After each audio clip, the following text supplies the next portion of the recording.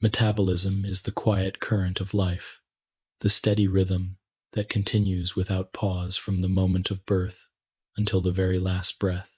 Though we often think of it only in passing, as a word mentioned in conversation about energy or diet, its true meaning runs much deeper. Metabolism is the sum of every chemical reaction that takes place inside the body. It is both subtle and essential, invisible to our senses, yet responsible for every thought, every step, every heartbeat. Without metabolism, the body would be motionless, silent, and inert. With it, there is warmth, movement, growth, and renewal. It is life's silent foundation. When we imagine what metabolism is doing, it helps to think of two complementary directions in which energy flows. The first direction is catabolism, a word that describes the breaking down of larger molecules into smaller, simpler pieces. In catabolism, food is digested, stores are released, and energy is gently set free to fuel the body's constant needs. Imagine a log placed on a fire, gradually releasing warmth as it is consumed. Catabolism works in a similar way, though with far greater precision, burning not too fast, not too slow, but just at the right pace to sustain the delicate balance of the body. The second direction is called anabolism, and it represents the building up of molecules. In anabolism, the body quietly assembles proteins from amino acids, stores glucose as glycogen, and forms the membranes that make up each cell. If catabolism is a careful dismantling, then anabolism is the patient construction of new structures, weaving together the raw materials of life to create form, function, and repair. These two aspects are never separate. They exist together, flowing like the two sides of a river, carrying the body forward in balance. One of the most beautiful qualities of metabolism is the harmony with which its many parts interact. At first glance, it might appear impossibly complex, with thousands upon thousands of chemical reactions unfolding inside the body every moment of every day. But when observed from a distance, the pieces move together like a symphony. Each enzyme, each hormone, each organ has a part to play. Some come forward for only a moment, while others remain active in the background. But together they form a pattern, a soft and continuous music that keeps life steady. In biology, this steady state is called homeostasis, the ability of the body to maintain stability even when the outside world changes. It is a quiet strength, one that allows the body to adapt to hunger and fullness, to warmth and cold, to waking and sleep, all without us needing to think about it. A simple example of this balance is the way the body regulates blood sugar. After a meal, glucose enters the bloodstream, and levels begin to rise. Left unchecked, this rise could overwhelm the body's delicate systems. But metabolism is always watching. The pancreas releases insulin, a hormone that acts like a gentle messenger, telling cells to take in glucose for energy or to store it away as glycogen in the liver and muscles. Hours later, when food has been digested and glucose levels start to drop, the body sends a different signal. This time it is glucagon, another messenger from the pancreas, reminding the liver to release glucose back into the bloodstream so that every cell continues to have fuel. In this way, metabolism smooths the peaks and valleys, creating a steady flow of energy, keeping the mind alert and the heart beating with quiet regularity. And yet metabolism is more than the regulation of sugar, more than the balance of energy. It is present in every corner of life. It governs how cells grow, how tissues heal, how hair and nails extend quietly day after day. It determines how we feel in warmth or cold, how quickly we sense hunger, and even how deeply we rest at night. Though invisible, metabolism is the foundation beneath every experience of being alive. At the smallest level, Metabolism happens within the cell, the basic unit of life. Each cell, though tiny, is a bustling environment filled with constant activity. Within it, countless molecules move, connect, and transform.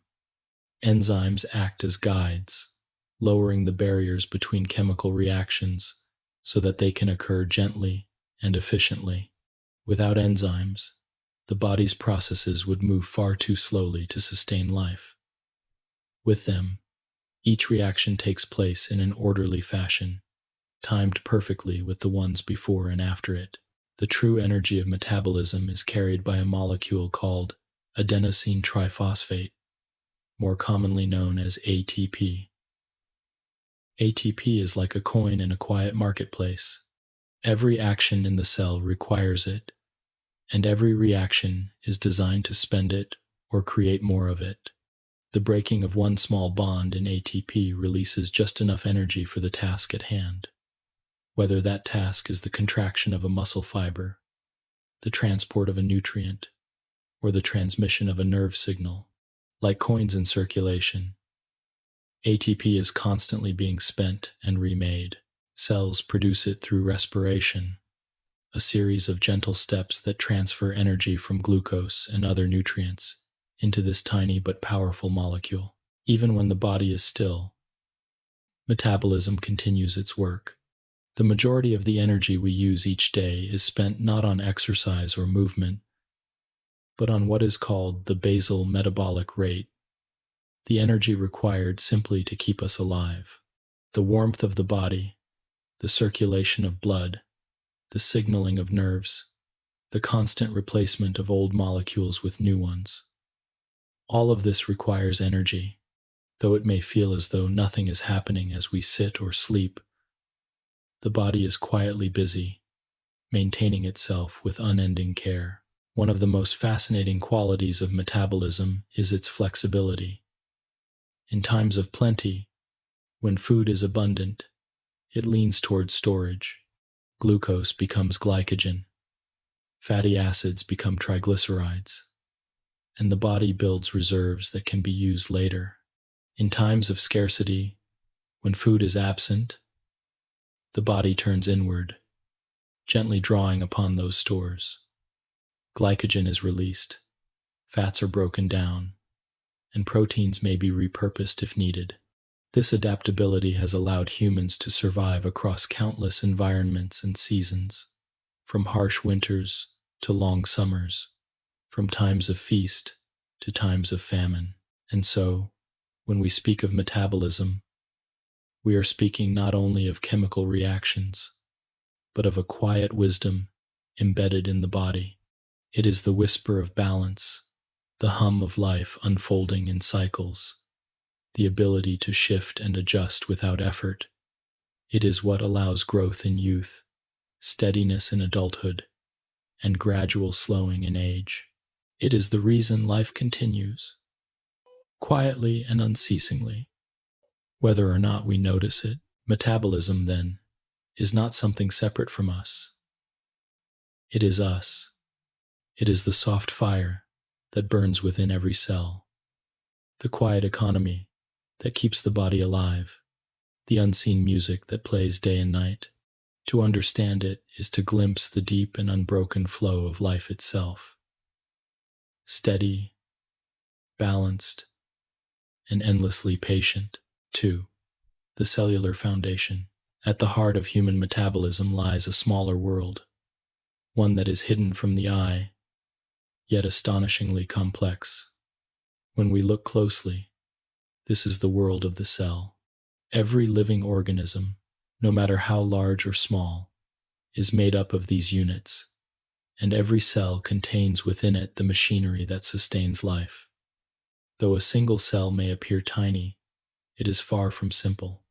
Each one is like a small city, filled with structures, highways, factories, and power stations, all working in harmony.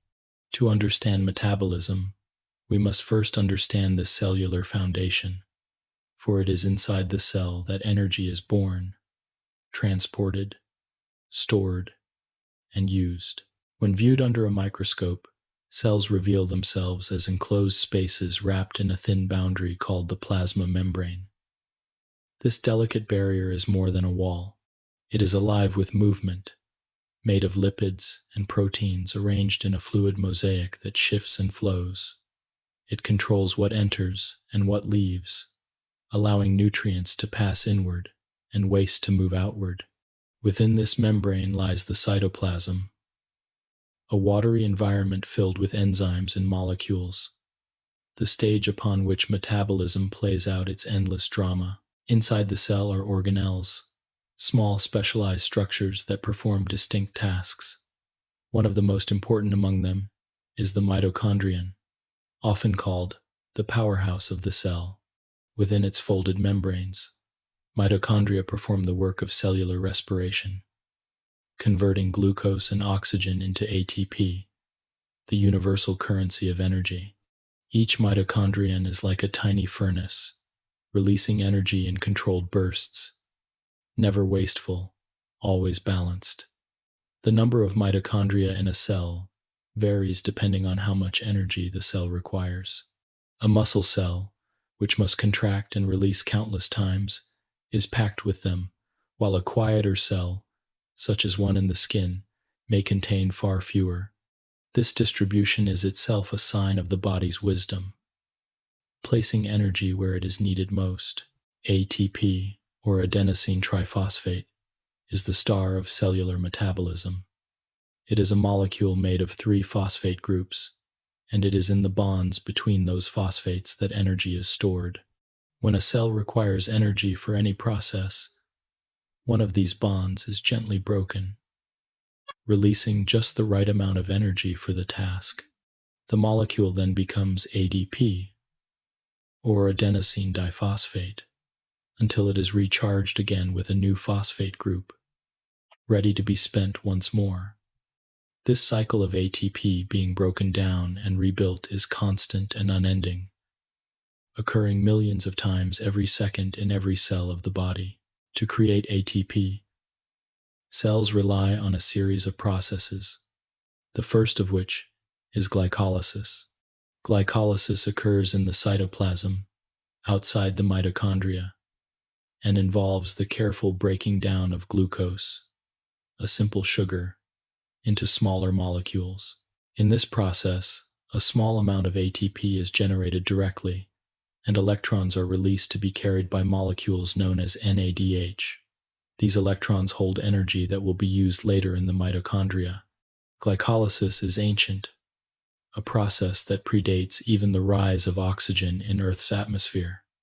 It is a reminder that metabolism is not new, but a deep inheritance passed down through billions of years of evolution. After glycolysis, the products are moved into the mitochondria, where the citric acid cycle, also known as the Krebs cycle, takes place.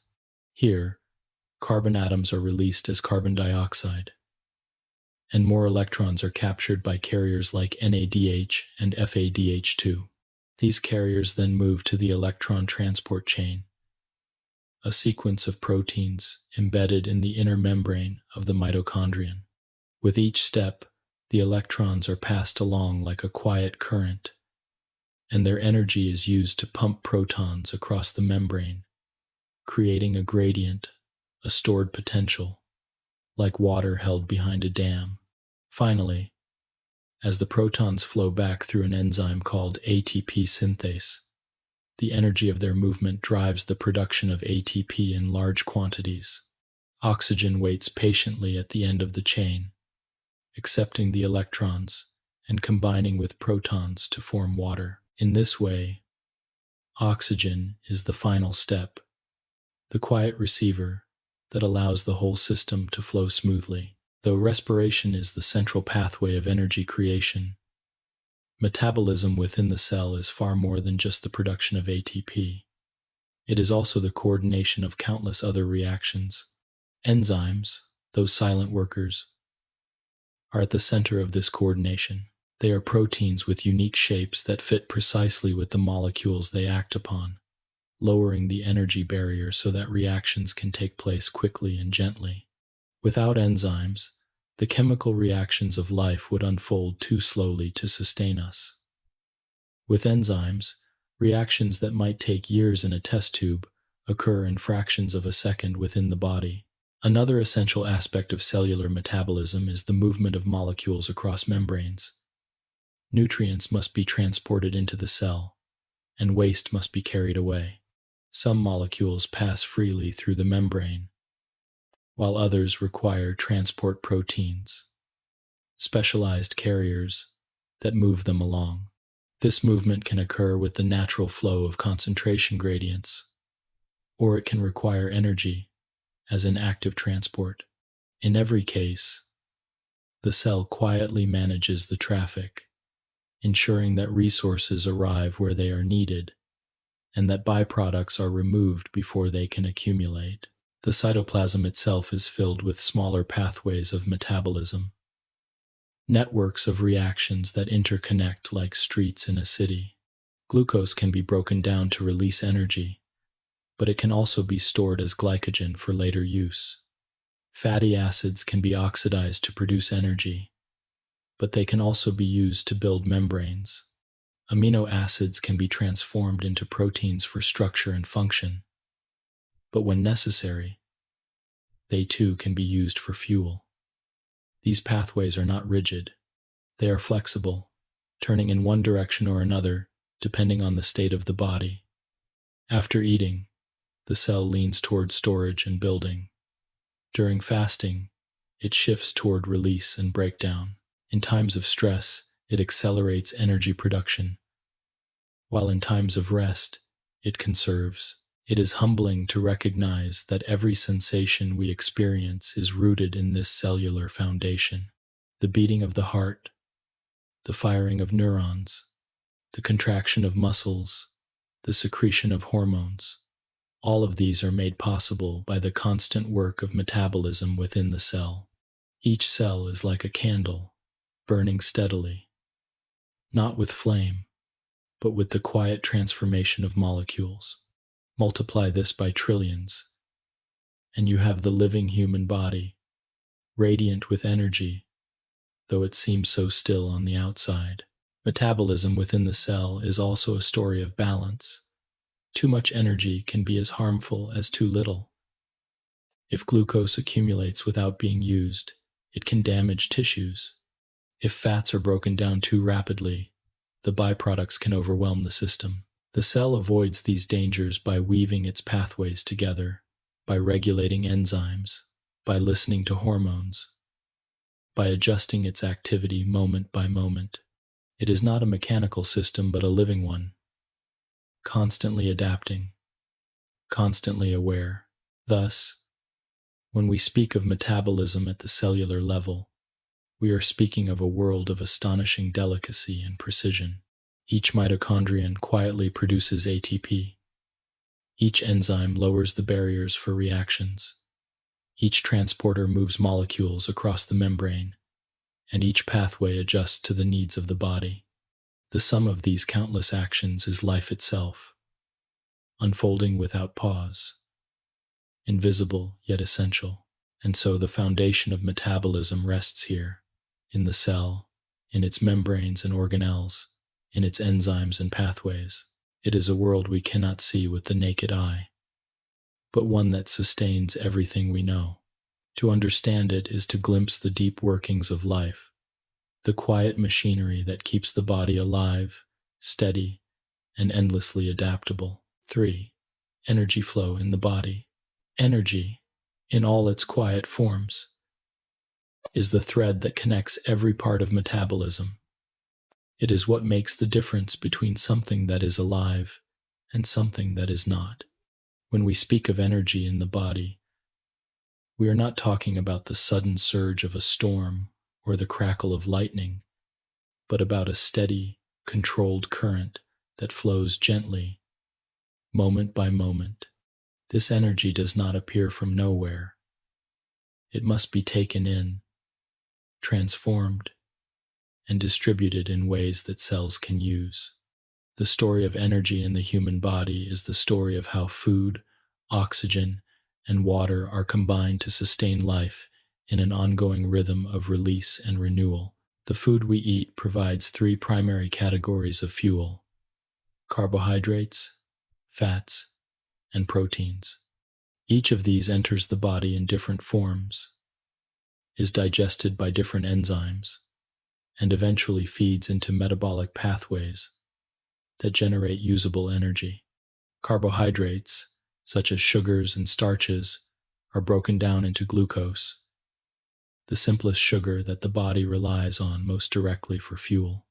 Fats, which appear in oils, butter, and the layers beneath our skin, are broken down into fatty acids and glycerol. Proteins, which form the structure of muscles and many tissues, are broken down into amino acids. Though these nutrients differ in form, they share a common destiny: to be transformed into molecules that cells can use to create ATP, the universal energy currency. Of these fuels, glucose is the body's most immediate source of energy. It dissolves easily in the bloodstream, can be transported quickly into cells, and can be metabolized with or without oxygen.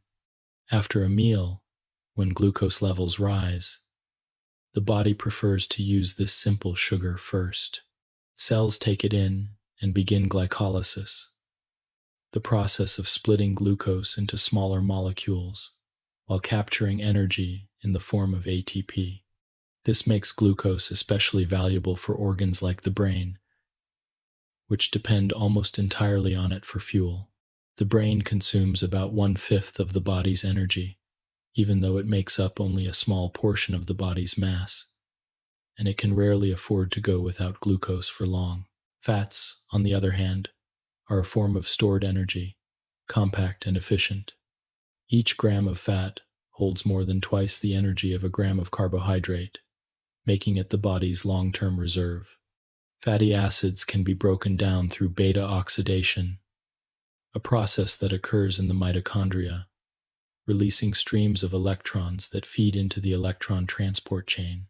When carbohydrate stores run low, as in fasting or extended exercise, the body turns more heavily toward fat metabolism, gradually shifting its energy balance. This is why endurance athletes, after hours of running, begin to burn fat more than carbohydrate, and why the human body, during long periods without food, survives by drawing steadily from its fat reserves. Proteins are not usually a primary fuel, for they are too valuable in their role as the building blocks of tissues, enzymes, and hormones. But when energy demands are great, or when carbohydrates and fats are scarce, proteins can be broken down into amino acids, and their carbon skeletons can be fed into the citric acid cycle to release energy. The nitrogen from amino acids must be removed and excreted as urea, a process that requires careful regulation. Thus, protein metabolism is used sparingly, more as a backup than as a first choice. It reflects the body's resourcefulness, always able to find a way to keep energy flowing, even under strain. No matter which nutrient is used, the flow of energy eventually converges at a central pathway: cellular respiration. This process, unfolding in the mitochondria, creates ATP by capturing the energy of electrons and pairing them with oxygen. Oxygen plays the role of a final receiver. At the end of the electron transport chain, it accepts electrons and binds with protons, forming water. Without oxygen, the chain comes to a halt, and energy cannot be released efficiently. This is why breathing is so intimately tied to life. Each inhalation brings oxygen that will serve as the final step in this delicate cascade, and each exhalation carries away the carbon dioxide that was formed as fuel was burned. The quiet elegance of this flow is perhaps most evident in how smoothly the body transitions between different energy states. After a meal, glucose is plentiful. Insulin levels rise, and cells lean towards storing energy as glycogen and fat. During fasting, glucagon rises. Glycogen is broken down, and fat reserves are mobilized. During light activity, carbohydrate provides quick fuel, but as the activity lengthens, fat begins to take over as the primary energy source. At rest, the body quietly balances between these fuels, using a mixture of carbohydrates and fats, depending on availability. There is no abrupt switch, only a smooth shifting of emphasis, like the changing light of dawn to midday to dusk. The flow of energy also creates heat, which helps maintain body temperature. This is called thermogenesis, and it is one of the subtle byproducts of metabolism. Every chemical reaction releases a little warmth, and together they generate the body's steady temperature, usually around 37 degrees Celsius. This warmth is not wasted energy, but part of the design, for enzymes and tissues work best within a narrow range. In cold conditions, metabolism can increase to produce more heat, while in warm conditions, processes can shift to reduce unnecessary energy release. Thus, energy flow is not only about fueling the body, but also about maintaining the right internal environment for life to continue smoothly. Water, too, is part of this flow. It serves as the medium in which reactions take place, the solvent that allows molecules to move and interact. It is also the product of respiration, formed when oxygen receives its electrons. Each time the body uses oxygen to burn fuel, a molecule of water is quietly formed, adding to the gentle cycles of hydration within the body. In this way, even breathing is tied to water balance, a reminder of the unity of all metabolic flows. The story of energy in the body is, at its core, a story of balance. Too little energy, and cells falter.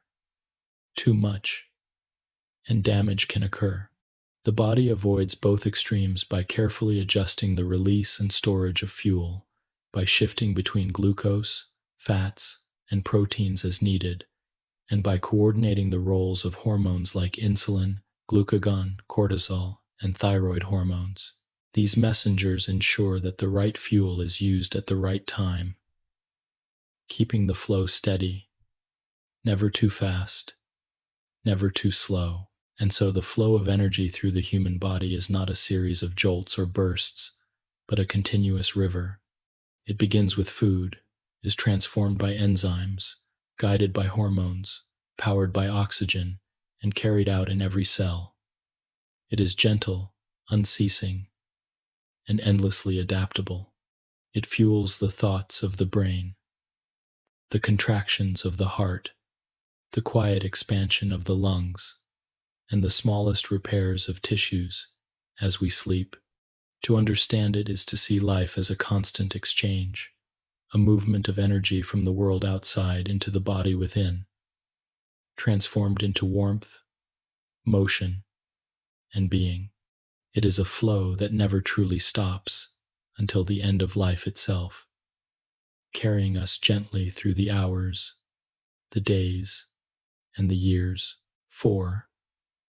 Carbohydrate metabolism. Carbohydrates are among the most immediate and accessible sources of energy in the human body, and their metabolism lies at the very heart of how life sustains itself from moment to moment. When we think of carbohydrates, we might imagine grains, fruits, or starchy foods, but at the molecular level, all of these are variations of sugars, chains, and rings of carbon, hydrogen, and oxygen arranged in different ways. The most central of these is glucose, a simple 6-carbon sugar that circulates through the bloodstream and fuels the quiet work of nearly every cell. To follow the journey of carbohydrate metabolism is to follow the journey of glucose, for it is this molecule that most directly represents the body's choice for immediate fuel. When we eat, carbohydrates are broken down in the digestive system by enzymes that slice long chains of starch into smaller sugars, and then into glucose itself. This glucose enters the bloodstream and raises blood sugar levels, providing an immediate supply of energy. But the body does not leave this to chance. Rising blood glucose triggers the release of insulin from the pancreas, a hormone that gently encourages cells to open their doors and let glucose inside. Muscle cells, fat cells, and liver cells respond especially strongly to insulin, taking in glucose and either using it directly for energy or storing it for later. In this way, carbohydrate metabolism is tightly linked to hormonal regulation, with insulin acting as a messenger of plenty, guiding the body to build reserves while fuel is abundant. Once inside a cell, glucose begins the process of glycolysis, a series of 10 enzyme-guided steps that unfold quietly in the cytoplasm. In glycolysis, glucose is split into two molecules of pyruvate, releasing a small but significant amount of energy. A few molecules of ATP are produced directly, along with reduced carriers called NADH, that hold onto high-energy electrons for later use. The beauty of glycolysis lies in its flexibility. It does not require oxygen, which means that it can provide energy even in anaerobic conditions, such as during a sprint, when oxygen delivery lags behind demand. In such cases, pyruvate is converted into lactate, allowing glycolysis to continue, though at the cost of efficiency. When oxygen is present, however, pyruvate is carried into the mitochondria, where the citric acid cycle and electron transport chain unfold, producing much larger amounts of ATP. Carbohydrate metabolism is not only about immediate energy. The body must also decide how much to store. In the liver and skeletal muscles, glucose molecules are linked together to form glycogen, a compact and efficient form of storage. This glycogen can be broken down quickly when blood sugar begins to fall or when muscles contract during exercise. The liver, in particular, acts as a guardian of blood glucose levels. When energy intake is high, it stores glucose as glycogen. When fasting or exertion lowers blood glucose, it gently releases glucose back into the bloodstream, ensuring a constant supply for organs like the brain that depend almost entirely on it. This cycle of storing and releasing is central to homeostasis, preventing extremes of high and low blood sugar. When glycogen reserves run low, the liver has another strategy: gluconeogenesis, the quiet art of creating new glucose from non-carbohydrate sources.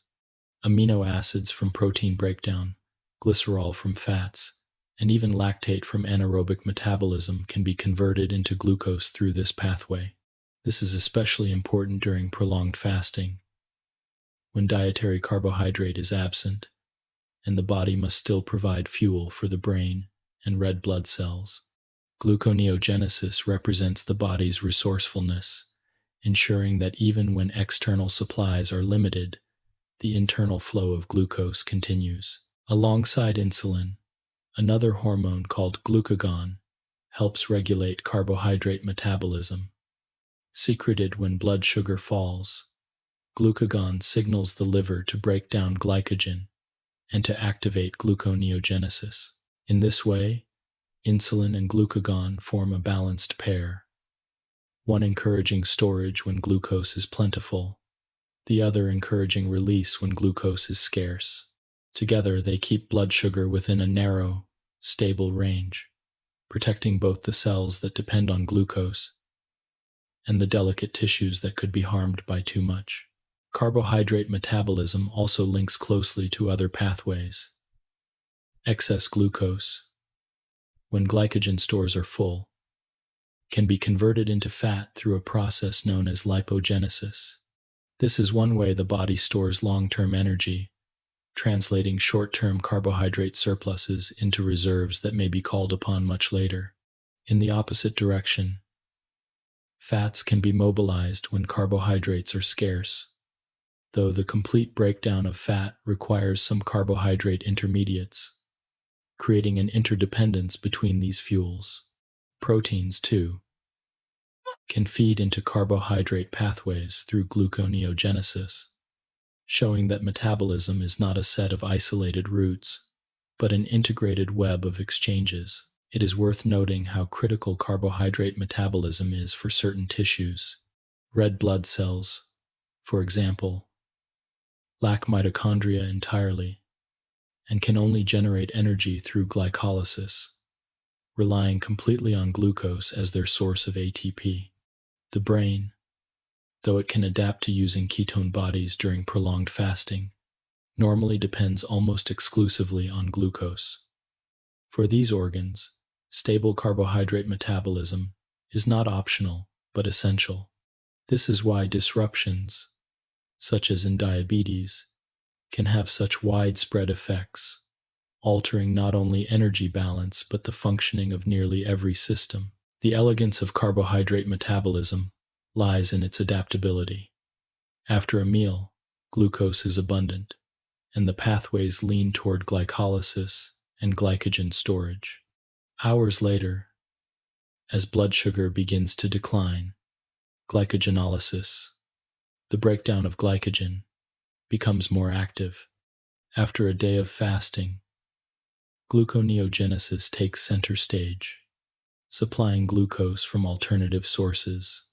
During exercise, the pattern shifts again, with muscles consuming glucose at high rates and lactate cycling back to the liver in what is called the Cori cycle, where it is converted back into glucose.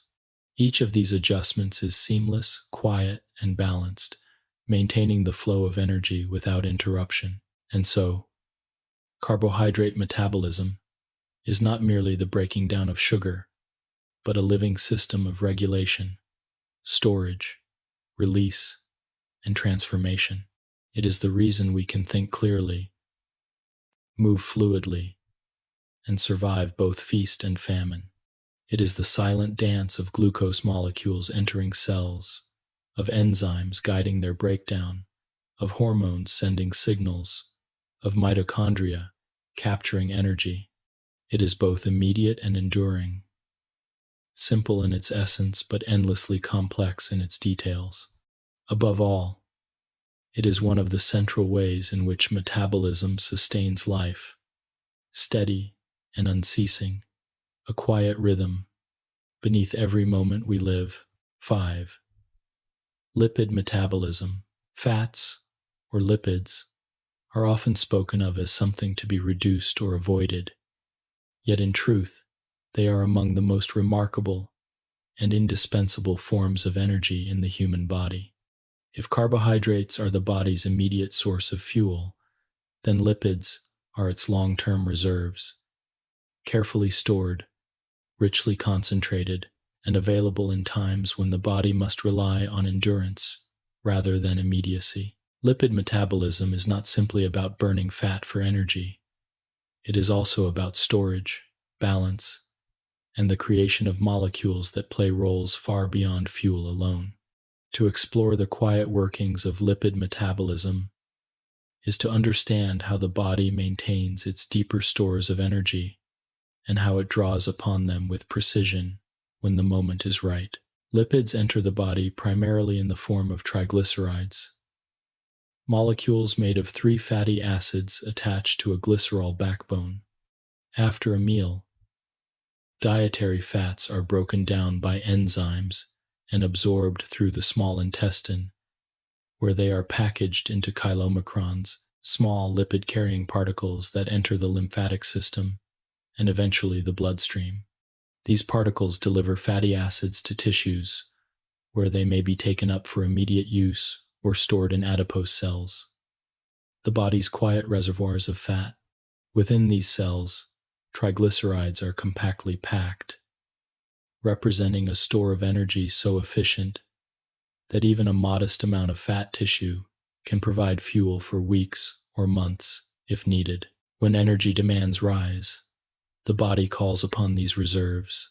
Hormones such as epinephrine and glucagon signal adipose cells to begin lipolysis, the process of breaking down triglycerides into glycerol and free fatty acids. These fatty acids enter the bloodstream, where they bind to albumin, a protein that ferries them gently to tissues in need. Muscle cells, heart cells, and even the liver can take in these fatty acids and use them as fuel.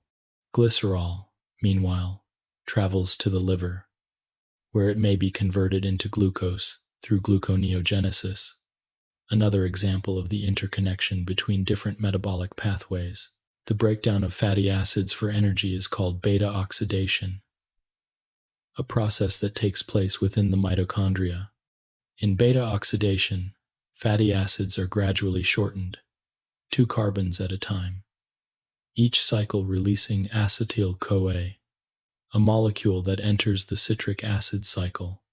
Along the way, high-energy electrons are transferred to NADH and FADH2, carriers that deliver them to the electron transport chain for the production of ATP.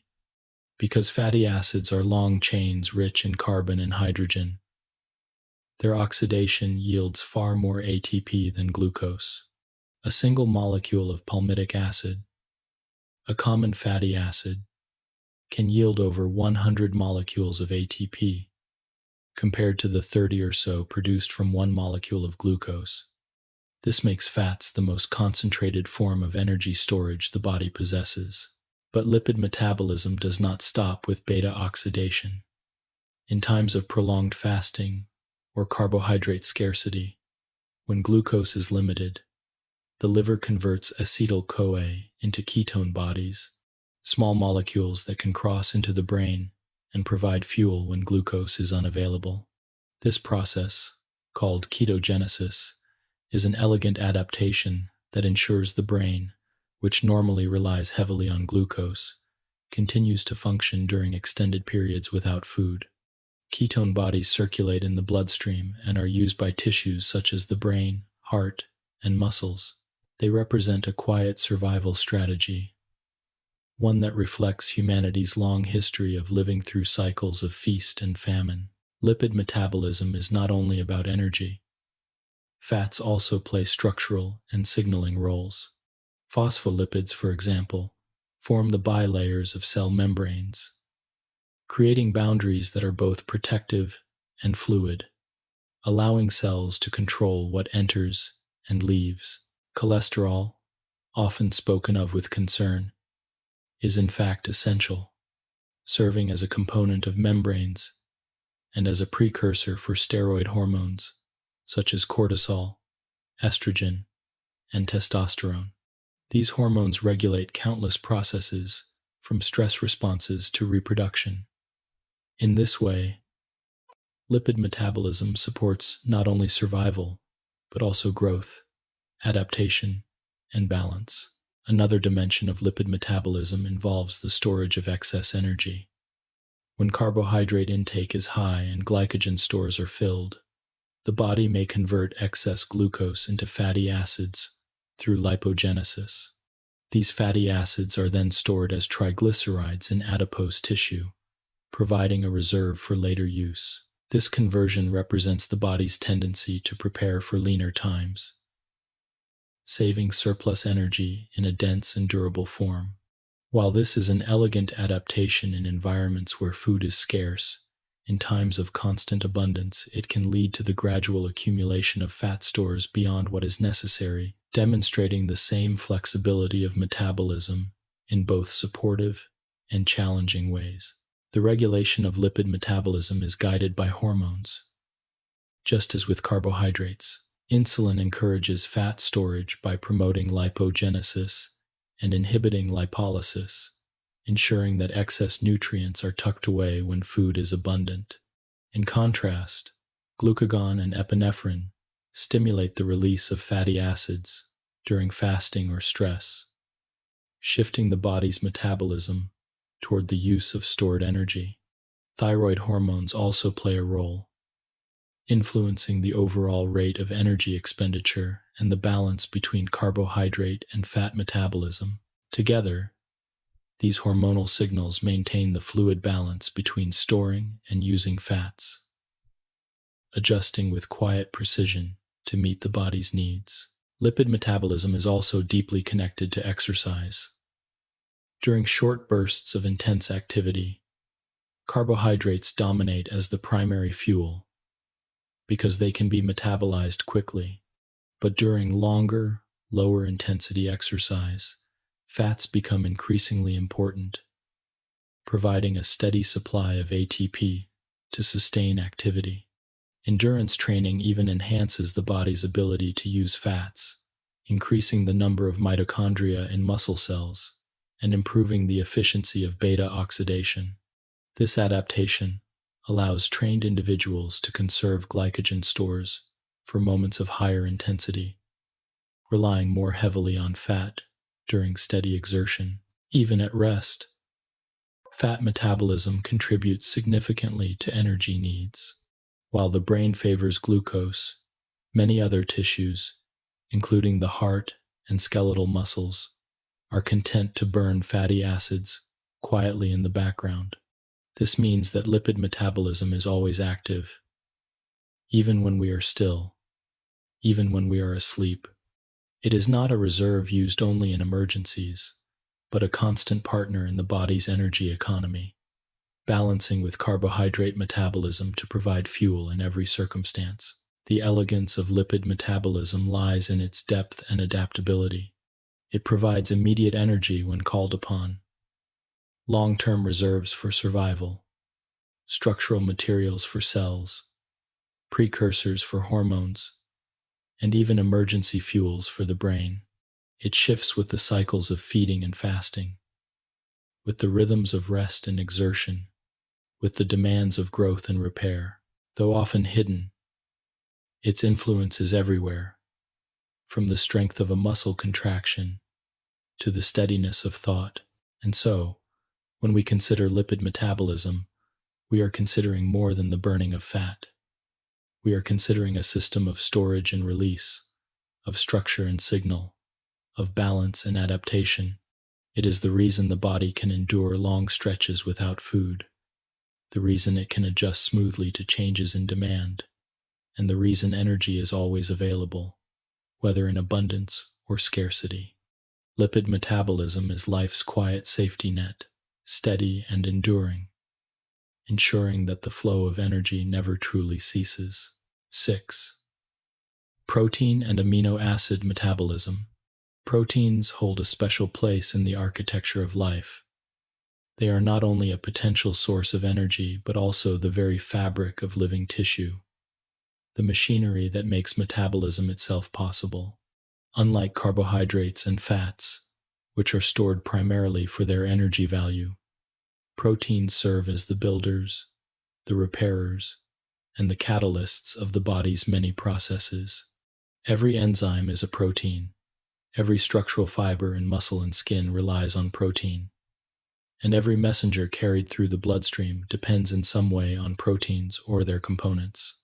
When we speak of protein metabolism, we are speaking of a system that is not primarily designed for energy, but one that can nonetheless adapt to fuel the body in times of need.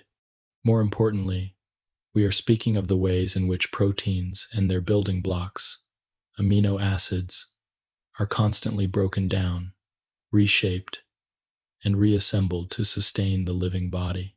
Proteins are long chains of amino acids, linked together in specific sequences dictated by the genetic code. There are 20 main amino acids used by the body, each with its own chemical character. Some of these amino acids are considered essential, meaning they cannot be produced by the body and must be obtained through the diet. Others are non-essential, which does not mean unimportant, but rather that the body has the ability to synthesize them from other molecules. Together, these amino acids form the raw material from which the body builds the countless proteins needed for structure and function. When dietary proteins are consumed, they are broken down in the digestive system by enzymes, such as pepsin in the stomach and trypsin in the small intestine. These enzymes slice the long protein chains into shorter fragments called peptides, and eventually into individual amino acids. These amino acids are absorbed into the bloodstream and carried to cells throughout the body.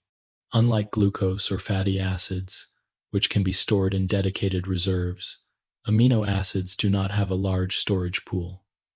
Instead, They circulate in a small but dynamic reservoir known as the amino acid pool. From here, they are drawn upon as needed, either to build new proteins, to serve as precursors for other molecules, or, if necessary, to be used as energy. Most of the time, amino acids are directed toward anabolic processes, the quiet building of new proteins, to replace those that have worn down. Every day, proteins in the body are being broken apart and rebuilt, a process known as protein turnover. Muscle fibers are repaired after use, enzymes are replaced when their function is complete, and hormones are renewed to keep signaling pathways alive. This turnover ensures that the body's machinery remains in good repair, ready to respond to changing demands.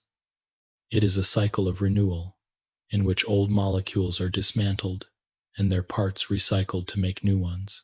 Yet amino acids can also enter catabolic pathways when energy is required.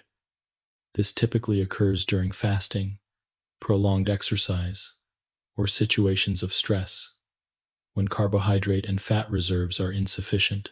In such times, the carbon skeletons of amino acids can be fed into the citric acid cycle, where they contribute to the production of ATP. This process is more complex than carbohydrate or fat metabolism because amino acids contain nitrogen, which cannot be oxidized in the same way.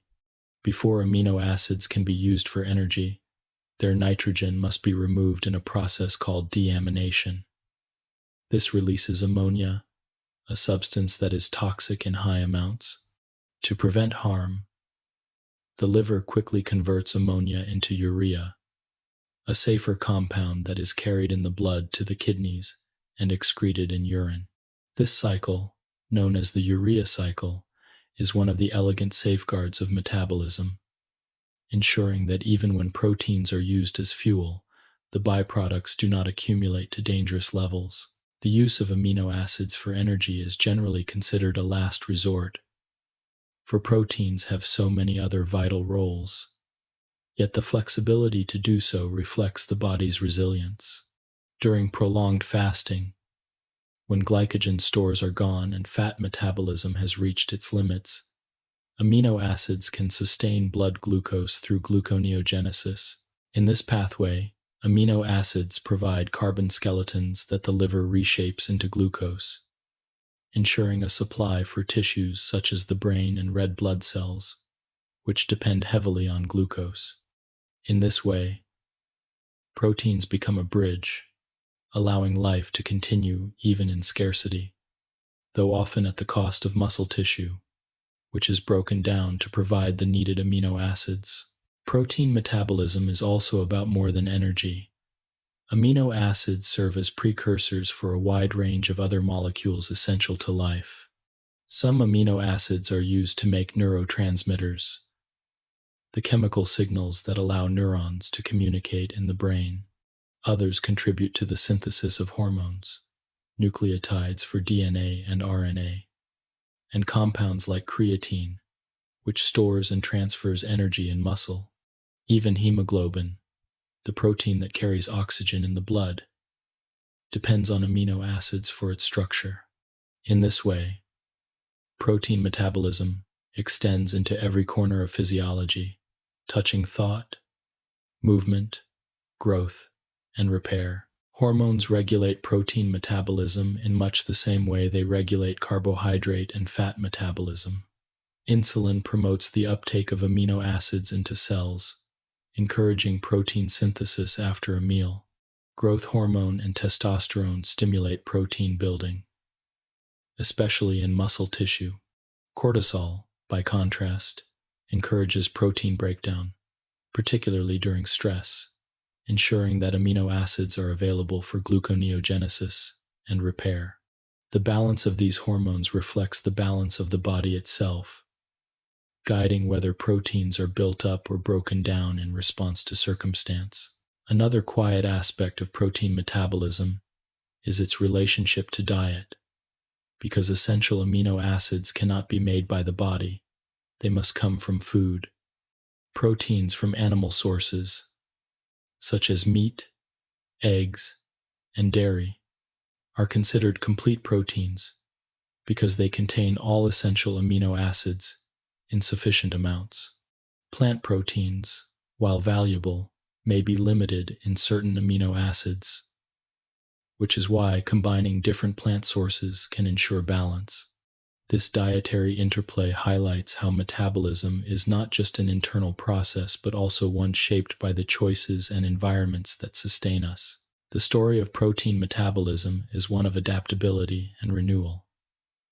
Proteins are constantly being made and remade, their amino acids shuffled and repurposed, their structures adjusted to meet new demands.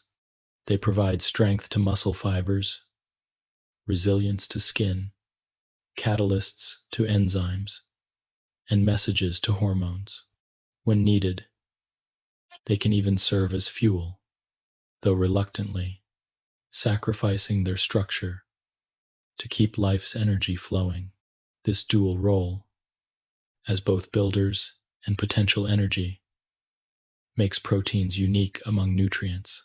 They are not primarily stored away but are always in use, always circulating, always active in maintaining the living body. And so, protein and amino acid metabolism is not a static system, but a dynamic balance of building and breaking down, of creating new forms and repurposing old ones, of supporting growth while also providing survival when times are hard. It is life's quiet cycle of renewal, sustained by amino acids that flow through the bloodstream, ready to become muscle or enzyme, neurotransmitter or hormone, glucose or fuel. At every moment, proteins embody the adaptability of metabolism itself. Always flexible, always balanced, always devoted to the quiet continuation of life. 7. The central role of the liver. Among all the organs that participate in metabolism, few are as quietly powerful as the liver. It sits in the upper right portion of the abdomen, large but unassuming, its soft tissue tucked beneath the ribs, working without pause and often without notice. Yet the liver is not only important, it is indispensable. It acts as a hub where nutrients are processed, where toxins are filtered, and where balance is maintained between the many flows of energy and matter that keep the body alive. To reflect on the liver is to reflect on an organ that embodies both resilience and subtlety, one that quietly oversees much of human metabolism, while rarely drawing attention to itself. The liver's role begins almost immediately after food is eaten. Nutrients absorbed through the small intestine do not travel directly to the rest of the body. Instead, they pass first through the portal vein, a vessel that carries them straight to the liver. This arrangement, known as the hepatic portal system, ensures that the liver acts as a gatekeeper, deciding how nutrients will be handled before they circulate widely. Glucose arriving from a meal, for example, may be directed into glycogen storage within the liver's own cells, called hepatocytes, or it may be released gradually into the bloodstream to maintain steady levels. Amino acids are sorted and processed, some transformed into other compounds, while fatty acids are repackaged into forms that can be carried to tissues. The liver's position as the first stop for nutrients allows it to regulate metabolism with precision, smoothing the peaks and valleys of intake so that the body experiences only a gentle, continuous flow of fuel. One of the liver's most important functions is glycogen storage and release. After a carbohydrate-rich meal, the liver absorbs excess glucose and strings it together into glycogen, a compact form of storage that can be called upon later. Hours afterward, when blood sugar begins to decline, the liver breaks down this glycogen and releases glucose back into the bloodstream. This steadying influence is particularly vital for the brain, which depends heavily on glucose as its fuel. In times of fasting, when glycogen stores dwindle, the liver engages in gluconeogenesis, quietly creating new glucose from amino acids, glycerol, and lactate. Through these processes, the liver ensures that blood glucose remains stable, protecting the brain and other glucose-dependent tissues from disruption. The liver also plays a central role in fat metabolism. When dietary fats are absorbed, they are repackaged into lipoproteins that travel through the bloodstream to deliver triglycerides to tissues. Excess carbohydrates can be converted into fatty acids in the liver through lipogenesis, and these are then exported to adipose tissue for storage. In fasting or prolonged exercise, the liver oxidizes fatty acids and produces ketone bodies, which are released into the blood as an alternative fuel. These ketones are especially important for the brain during long periods without food, when glucose alone is insufficient. In this way, the liver orchestrates the balance between carbohydrates and fats, ensuring that the body always has access to fuel, whether in times of plenty or scarcity. Proteins, too, pass through the liver for processing. Amino acids arriving from the digestive tract are sorted and distributed. Some are used to build new proteins in the liver itself, while others are modified or sent into circulation. When amino acids are broken down, their nitrogen must be removed, producing ammonia, a compound that is highly toxic if allowed to accumulate. The liver detoxifies this ammonia through the urea cycle, converting it into urea that is carried safely in the blood to the kidneys and excreted in urine. This elegant system allows the body to use proteins for energy when needed, without endangering itself with harmful byproducts. Beyond nutrients, the liver is also a guardian against toxins.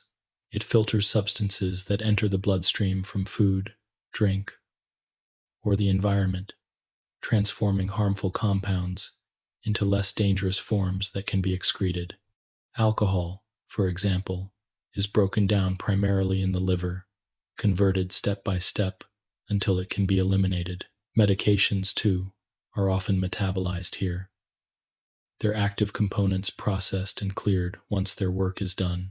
The liver's detoxification pathways rely on enzymes that add or modify chemical groups, making compounds more soluble so that they can leave the body in bile or urine.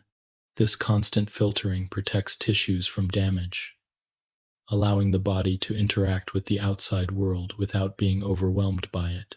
The liver's work is supported by bile, a substance it produces and secretes.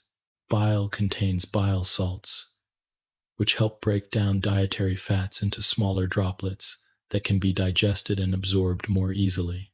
Though bile is stored in the gallbladder and released into the small intestine during meals, it is the liver that produces it, adding yet another layer to its metabolic responsibilities. Without bile, fat digestion would be inefficient, and the absorption of fat-soluble vitamins such as A, D, E, and K would be impaired. Hormonal regulation weaves through the liver's activity at every level. Insulin encourages the liver to store glucose as glycogen and to build fatty acids. Glucagon and epinephrine prompt it to release glucose and break down fat during fasting or stress. Cortisol influences protein metabolism, increasing gluconeogenesis. Thyroid hormones affect the liver's overall rate of metabolism, tuning how quickly reactions occur. In all these ways, the liver listens to signals from the endocrine system and responds with precision, making it a central mediator between hormonal messages and metabolic action. The liver is remarkable not only for what it does, but for how resilient it is. Unlike most organs, the liver can regenerate. Even if a portion of it is removed, the remaining tissue can grow back to restore its original mass. This regenerative ability reflects its essential role. Life would not continue without the liver's oversight of metabolism, so nature has provided a way for it to recover from injury.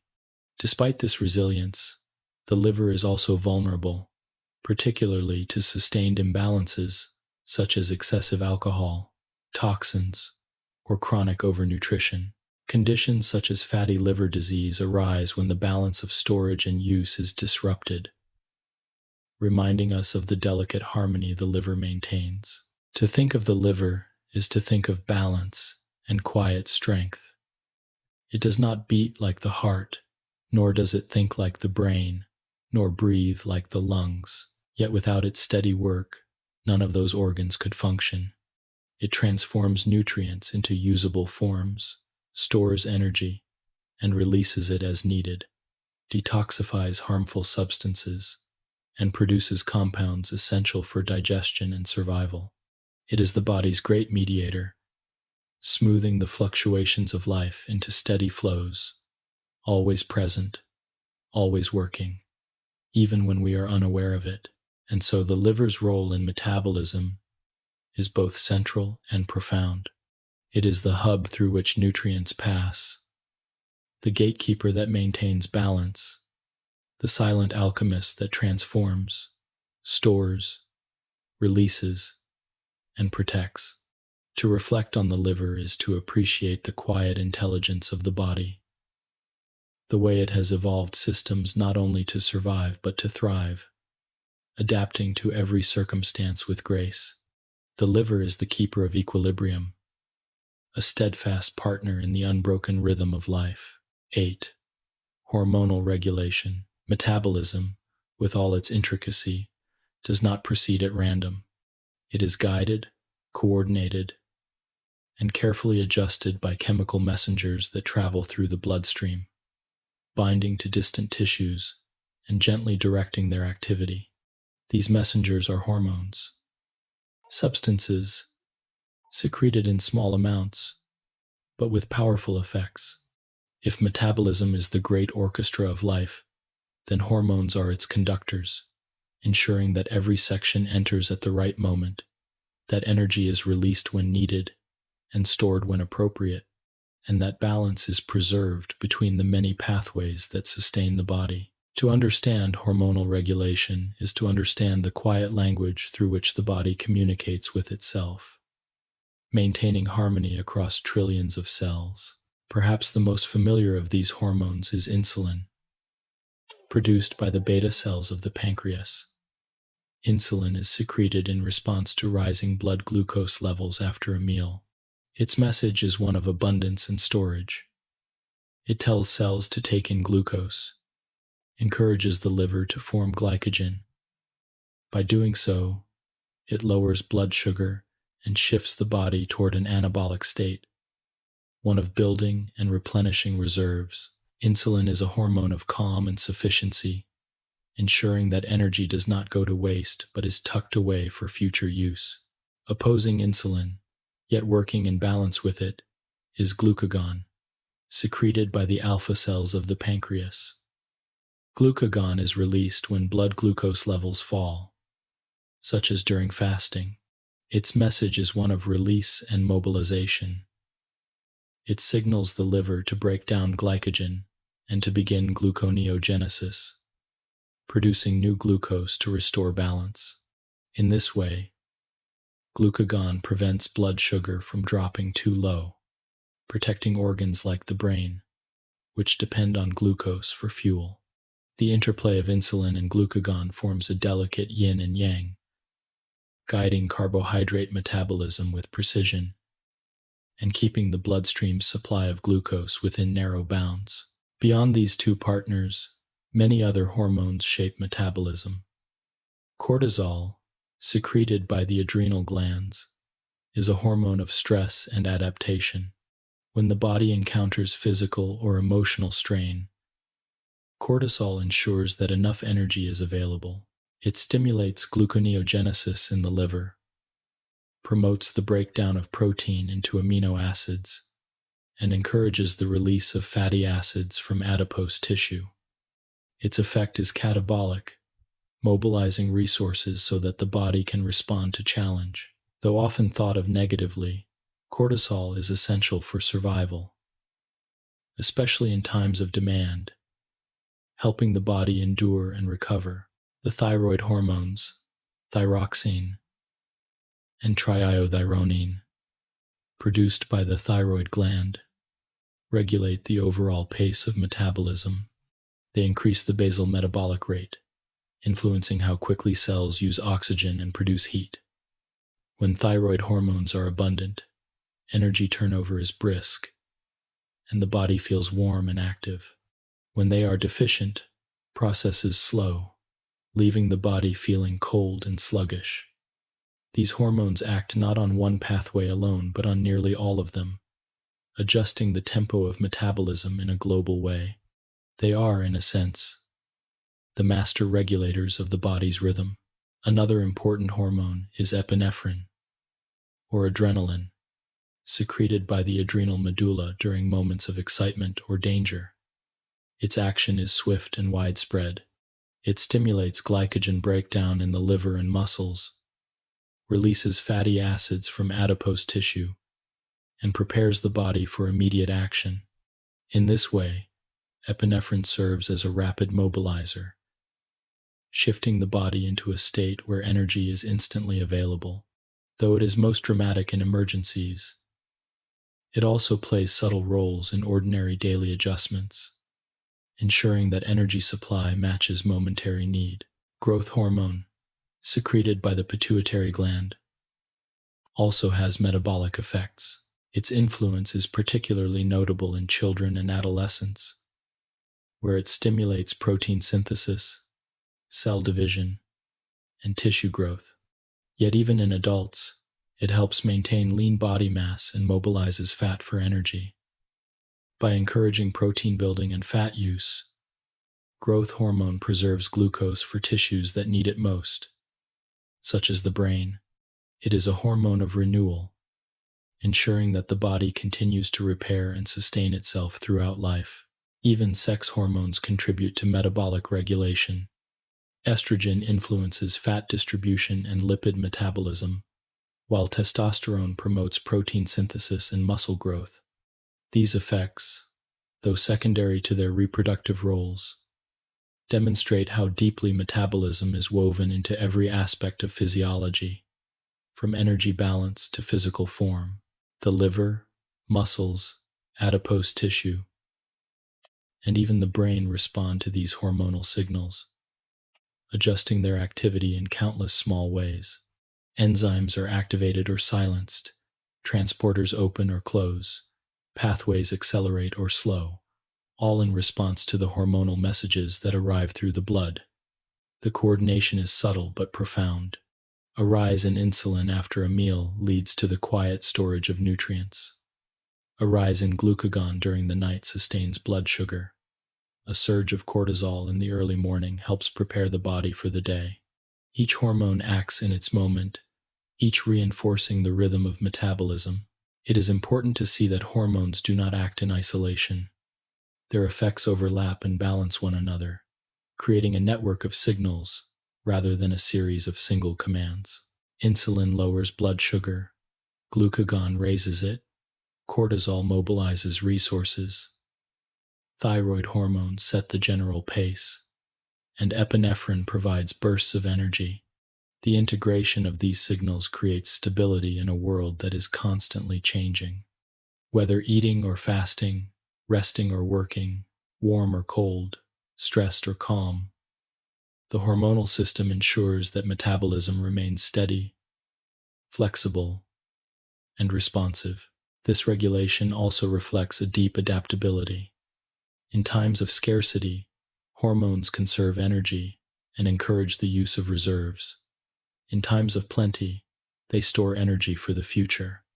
During growth, they build tissues, and during stress, they mobilize defenses. The hormonal system is not rigid but fluid, shifting with circumstance, ensuring that metabolism remains aligned with the body's needs. And so hormonal regulation of metabolism is like a soft conversation within the body. Messages are sent, received, and acted upon, not with noise or urgency, but with precision and balance. Insulin whispers to the cells that fuel is abundant. Glucagon replies when supplies run low. Cortisol prepares for hardship. Thyroid hormones set the rhythm. Epinephrine sharpens attention and action. Growth hormone and sex hormones shape the body's form and renewal. Together, these voices maintain harmony, each contributing to the steady hum of life. To reflect on hormones is to appreciate the body's quiet intelligence, its ability to sense, to respond, and to adapt without conscious effort. The hormonal regulation of metabolism is not only a matter of chemistry, it is the foundation of balance, the reason that life continues smoothly from one moment to the next. It is the unseen hand guiding the flow of energy, ensuring that the orchestra of metabolism never falters, always moving gently forward in the rhythm of life. 9. Metabolism and temperature regulation.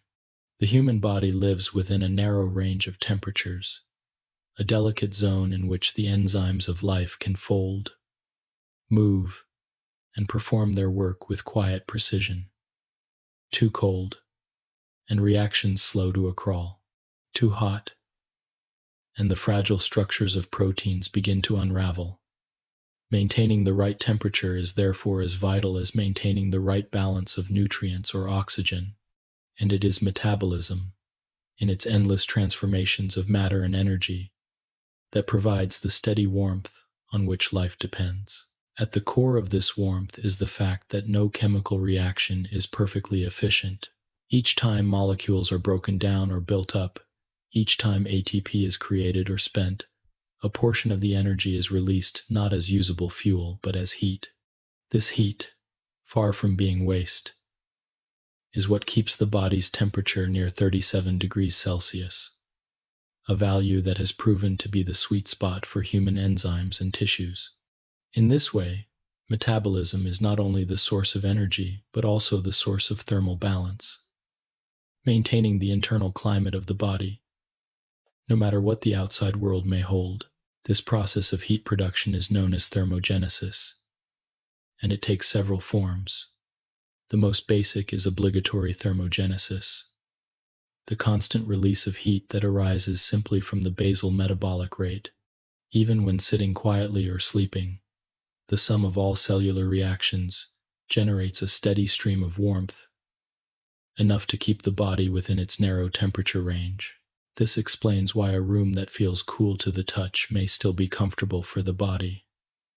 For the inner fire of metabolism is always burning, providing its own protection against the chill. When the environment grows colder, however, the body calls upon additional mechanisms. One of these is shivering thermogenesis, in which muscle fibers contract and relax rapidly, generating heat through activity even though no work is being performed. Shivering is a visible reminder of metabolism's link to temperature, a clear sign that the body is mobilizing its energy stores to defend its thermal balance.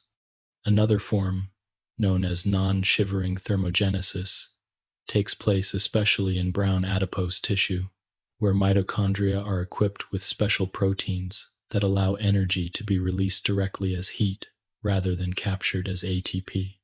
This adaptation, more prominent in infants and still present in adults, provides a gentle furnace within the body, ensuring warmth even without movement. The thyroid gland plays a central role in setting the pace of this thermogenesis. Its hormones, thyroxine and triiodothyronine, influence how quickly cells consume oxygen and produce heat. When thyroid hormones are abundant, metabolism quickens. More heat is produced, and the body feels warmer.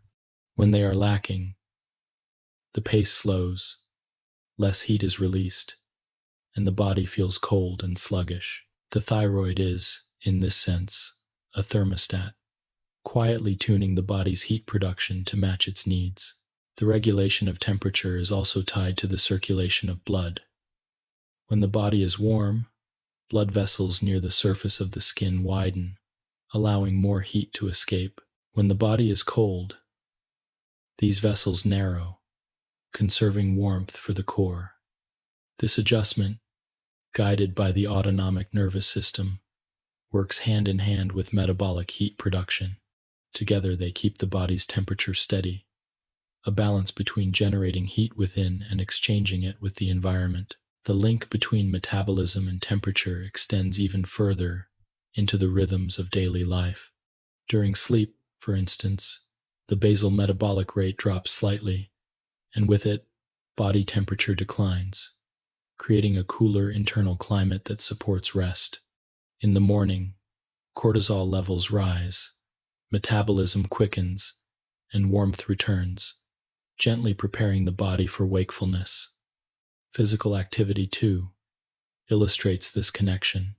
Muscles burning glucose and fat release energy as movement, but also as heat, raising body temperature during exercise, and often leaving the skin flushed with the warmth of increased circulation. The influence of temperature on metabolism is as important as the influence of metabolism on temperature. Enzymes, the proteins that guide every chemical reaction, work best within a narrow range of temperatures. Too cold, and they become sluggish. Their shapes too stiff to fold and move easily. Too hot, and they lose their structure entirely, unable to bind to their substrates. This is why the body defends its internal temperature so fiercely, for without the proper climate, metabolism itself could not proceed. Even slight shifts are felt deeply: the chills of fever, the torpor of hypothermia, the fatigue of overheating. Animals across the natural world illustrate different strategies for balancing metabolism and temperature. Warm-blooded creatures like humans and birds maintain a constant internal temperature by regulating their metabolism continuously, spending energy to keep themselves warm even in cold environments. Cold-blooded animals such as reptiles, by contrast, rely more on the environment, basking in the sun to raise their body temperature and slowing their metabolism when the air cools. These different strategies show how deeply linked energy and temperature are, how life must always negotiate the balance between fuel and heat. In humans, the connection is also evident in times of fasting or abundance.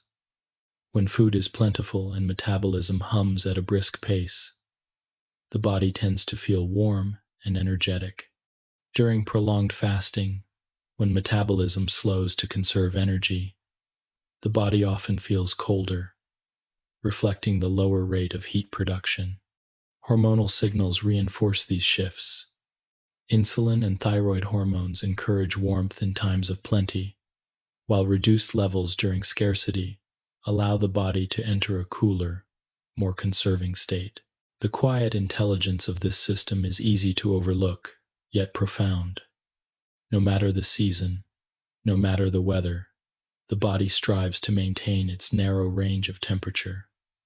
It does so not with conscious effort, but through the continuous work of metabolism, adjusting energy flow, shivering when needed, releasing heat when possible, conserving it when necessary. The result is a steady warmth, a quiet flame within, one that allows life to proceed unbroken despite the shifting world outside. And so, metabolism and temperature are not separate stories, but one story told in two ways. Metabolism generates heat as it sustains life, and temperature, in turn, shapes the conditions under which metabolism can continue. Together they form a loop, each influencing the other, each essential to the harmony of the whole. The warmth we carry is not accidental, but the direct expression of energy flowing through us, the byproduct of countless reactions unfolding in silence, every moment of every day. 10. Fed versus fasting states. The body is never still in its relationship with food. From the moment a meal is taken in, through the long hours of the night when no food is consumed, metabolism shifts its rhythm, flowing between states of plenty and scarcity. These alternating conditions are known as the fed and fasting states, and together they reveal the body's extraordinary ability to adapt, to store when resources are abundant, and to release when those resources must sustain life through periods of quiet waiting. This cycle is as old as life itself, shaped by the ancient pattern of feast and famine, of day and night, of presence and absence. The fed state begins shortly after eating. As food is digested, nutrients flood into the bloodstream. Glucose rises first, followed by amino acids and fatty acids. The pancreas senses this rise and releases insulin, a hormone that signals to the body that energy is abundant. Insulin encourages cells to absorb glucose, stimulates the liver and muscles to build glycogen, and promotes the synthesis of fats and proteins. In this state, the body leans toward anabolism, the building of reserves and tissues, ensuring that nothing goes to waste. Muscles take in amino acids to repair and grow. Fat cells store triglycerides for future use. The liver balances glucose levels by capturing the excess and tucking it away as glycogen. The fed state is one of renewal, a time when the body invests in storage and repair, preparing for the hours to come. As the meal is absorbed and the hours pass, insulin levels gradually decline. The body slips gently into the fasting state, which begins several hours after eating and deepens through the night. In this state, energy must be drawn from within rather than from outside. The pancreas now secretes glucagon, a hormone that works in quiet opposition to insulin. Glucagon signals the liver to break down glycogen, releasing glucose into the bloodstream to maintain stability. Muscles, which keep their glycogen for themselves, begin to rely more on fatty acids for fuel, sparing glucose for the brain. The fasting state is catabolic rather than anabolic, a time of release and redistribution, ensuring that every tissue has what it needs, despite the absence of food. If fasting continues, as during the long hours of sleep or in extended periods without eating, metabolism shifts further. Glycogen stores in the liver, though valuable, are limited and may be depleted within a day. When this occurs, the liver turns increasingly to gluconeogenesis, creating new glucose from amino acids, glycerol, and lactate. At the same time, fat metabolism accelerates, with adipose tissue releasing fatty acids into the blood. These fatty acids fuel most tissues, while the liver converts some into ketone bodies, which provide an alternative fuel for the brain. This adaptation is elegant and protective, ensuring that even when external glucose is absent, the brain continues to receive energy, and the body endures. The transition between fed and fasting states is not abrupt but seamless, a smooth adjustment guided by hormones and enzymes. After eating, insulin dominates, but glucagon is never absent. During fasting, glucagon and cortisol rise, but insulin continues in small amounts. The two states blend into one another, overlapping and balancing, preventing the body from swinging wildly between extremes. This gentle continuity is what allows us to go hours without eating, to sleep peacefully through the night, and to awaken with the same steady heartbeat and flowing breath. Exercise provides another perspective on these states.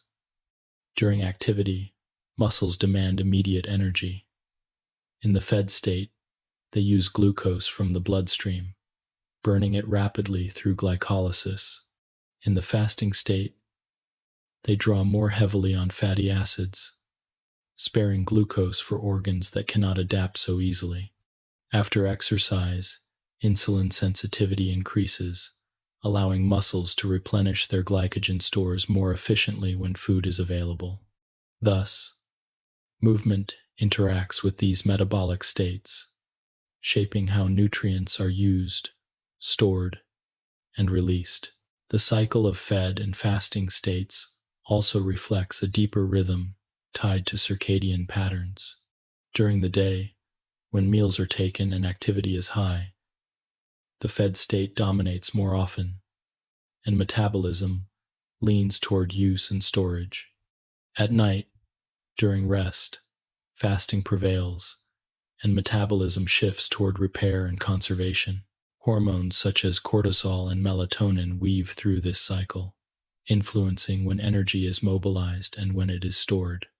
The result is a daily ebb and flow of metabolism, synchronized with light and darkness, wakefulness, and sleep. These alternating states also reveal the remarkable flexibility of human metabolism. In times of abundance, the body can store energy not just for the next few hours, but for days and weeks, primarily as fat. In times of scarcity, it can draw on these stores, switching smoothly to different fuels. This adaptability has been key to survival throughout human history, allowing life to continue through seasons of plenty and famine. Even in the modern world, where food is often constant, the body still follows these ancient rhythms, moving quietly between fed and fasting states, guided by the same principles that sustained ancestors long ago. The balance between these states is delicate. If insulin does not work properly, as in diabetes, the fed state becomes disrupted, and glucose remains in the blood rather than being stored. If fasting pathways fail, the body may struggle to maintain blood sugar during absence of food. These imbalances remind us of the elegance of normal regulation, of the countless small adjustments that normally occur without thought or awareness, preserving harmony between intake and need. And so, the fed and fasting states are not separate worlds but complementary halves of one cycle. The fed state nourishes, stores, and repairs. The fasting state releases, conserves, and sustains.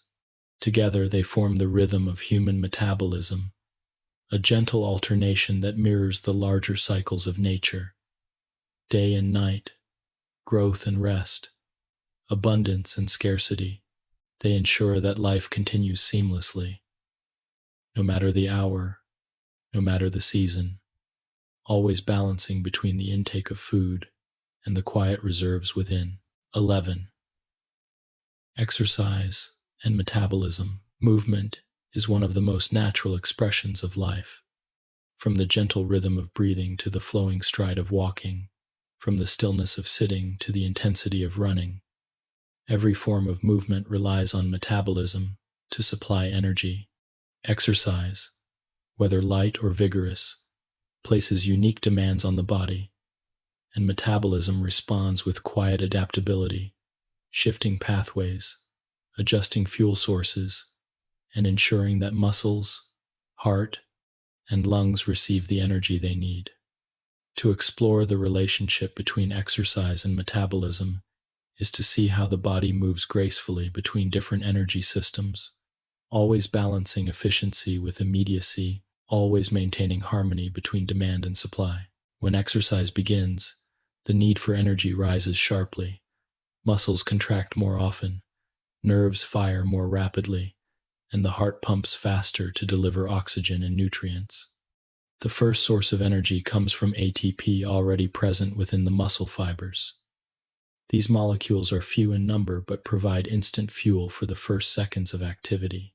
As ATP is consumed, creatine phosphate, another high-energy molecule stored in the muscles, quickly donates its phosphate group to ADP, regenerating ATP in a process known as the phosphagen system.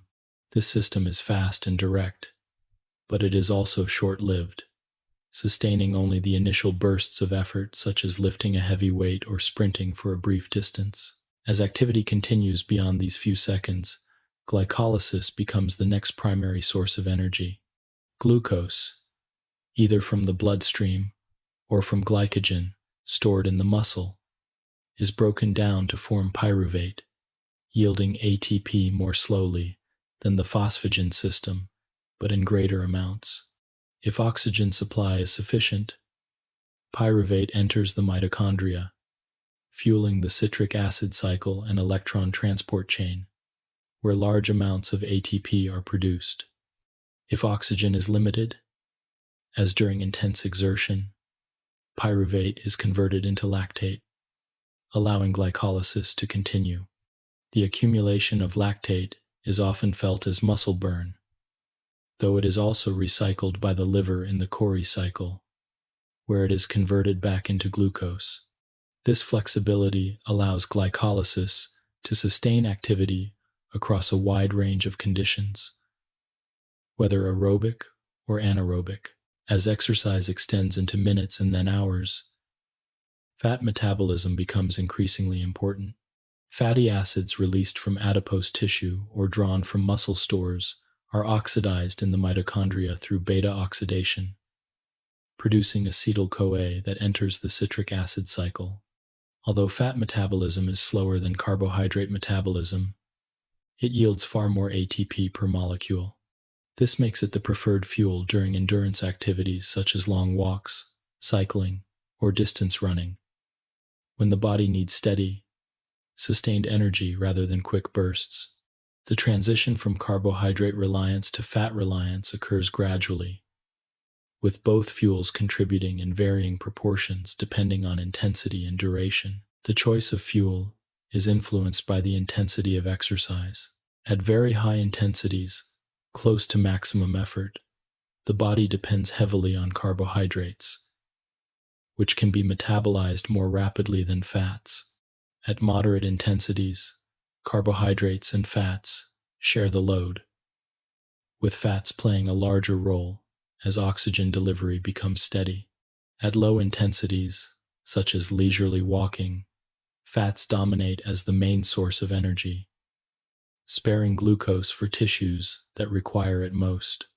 This spectrum shows the adaptability of metabolism, adjusting smoothly to match the demands placed upon it. Hormones guide many of these shifts. Epinephrine and norepinephrine rise during exercise, stimulating the breakdown of glycogen in muscles and the release of fatty acids from adipose tissue. Glucagon supports glucose release from the liver, while insulin levels fall, reducing storage and ensuring that energy remains available for use.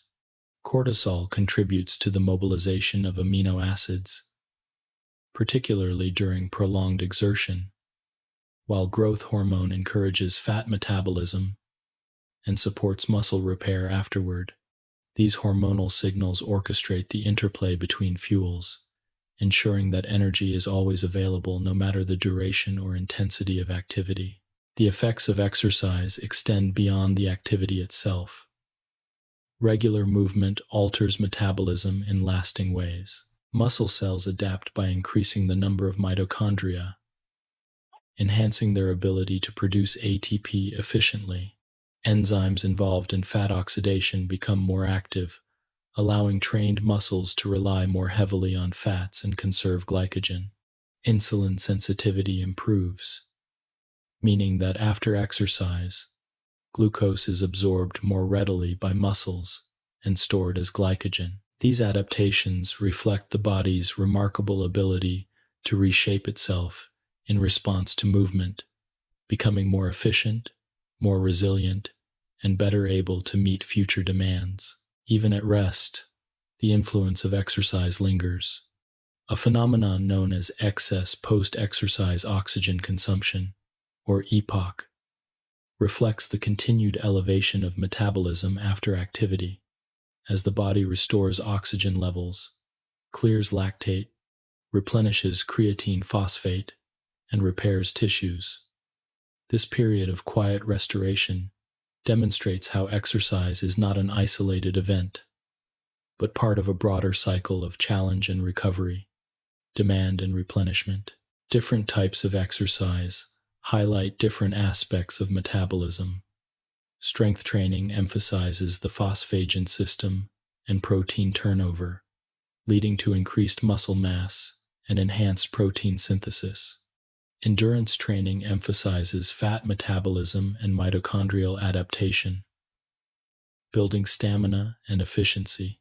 High-intensity interval training blends these demands, pushing both anaerobic and aerobic systems and creating powerful adaptations in both directions. Each form of movement shapes metabolism uniquely, showing its versatility and depth. At the heart of it all is the simple truth that movement awakens metabolism. While the basal metabolic rate sustains the body at rest, Exercise elevates the flow of energy, calling upon every pathway in harmony. It demonstrates the body's ability to shift fuels, to adjust speeds, to coordinate the actions of muscles, heart, lungs, and hormones into one seamless response. And afterward, it leaves the body subtly changed, stronger and more efficient, more capable of meeting the next challenge with grace. Thus, exercise and metabolism are partners, each shaping the other. Movement demands energy, and metabolism provides it. In return, metabolism adapts, becoming more capable through movement. Together, they form a cycle of renewal, one that supports health, resilience, and balance. Whether in the calm of a walk or the intensity of a sprint, metabolism responds faithfully, ensuring that life continues with strength, fluidity, and quiet endurance. 12. Metabolic pathways. Working together. Metabolism is often described in parts, with carbohydrates, fats, and proteins, each given their own pathways, their own enzymes, and their own rules. But in truth, these pathways do not live in isolation. They are woven together into one continuous network, each influencing the other, each sharing intermediates and signals, each responding to the same rhythms of abundance and scarcity. To understand metabolism fully, one must see how these pathways intersect, how glucose and fatty acids and amino acids converge at central hubs, and how the body chooses between them with seamless precision. It is not three separate systems, but one great web, flexible and resilient, always seeking balance. At the center of this web lies acetyl-CoA, a small but powerful molecule that serves as a common entry point for the breakdown of carbohydrates, fats, and proteins. Glucose, through glycolysis, becomes pyruvate, which is converted into acetyl-CoA before entering the citric acid cycle. Fatty acids, through beta oxidation, are cut into two carbon fragments, each one an acetyl-CoA. Amino acids, once stripped of their nitrogen, can also yield acetyl-CoA or intermediates that feed directly into the cycle. This convergence means that no matter the source of fuel, energy ultimately flows through the same central channels, entering the citric acid cycle and moving on to the electron transport chain, where ATP is generated. The unity of this system ensures that the body can shift easily between fuels, drawing on whichever is available, yet always arriving at the same destination. The interplay between these pathways is most visible during the transitions between fed and fasting states. After a meal, glucose is abundant, and carbohydrate metabolism dominates. Insulin rises, encouraging glycogen storage and lipogenesis, while inhibiting fat breakdown. Protein synthesis increases, as amino acids are used to repair and build tissues. In this state, the body leans heavily on carbohydrate pathways, while fat and protein pathways quiet themselves, waiting for their moment to be called upon. During fasting, however, the balance shifts. Insulin declines, glucagon rises, and glycogen breakdown provides glucose for the bloodstream. As glycogen wanes, gluconeogenesis and fat metabolism take over. Fatty acids supply energy to most tissues, sparing glucose for the brain and red blood cells. Amino acids, particularly from muscle protein, may be used to support gluconeogenesis, while the liver converts excess acetyl-CoA into ketone bodies to supply the brain. Here, carbohydrate, fat, and protein pathways interlock, each contributing in different proportions to maintain balance. The elegance of these connections is that no pathway operates in isolation. Intermediates from one pathway often feed into another. Lactate, produced by anaerobic glycolysis in muscles, is carried back to the liver and converted into glucose through the Cori cycle, linking carbohydrate breakdown with carbohydrate synthesis.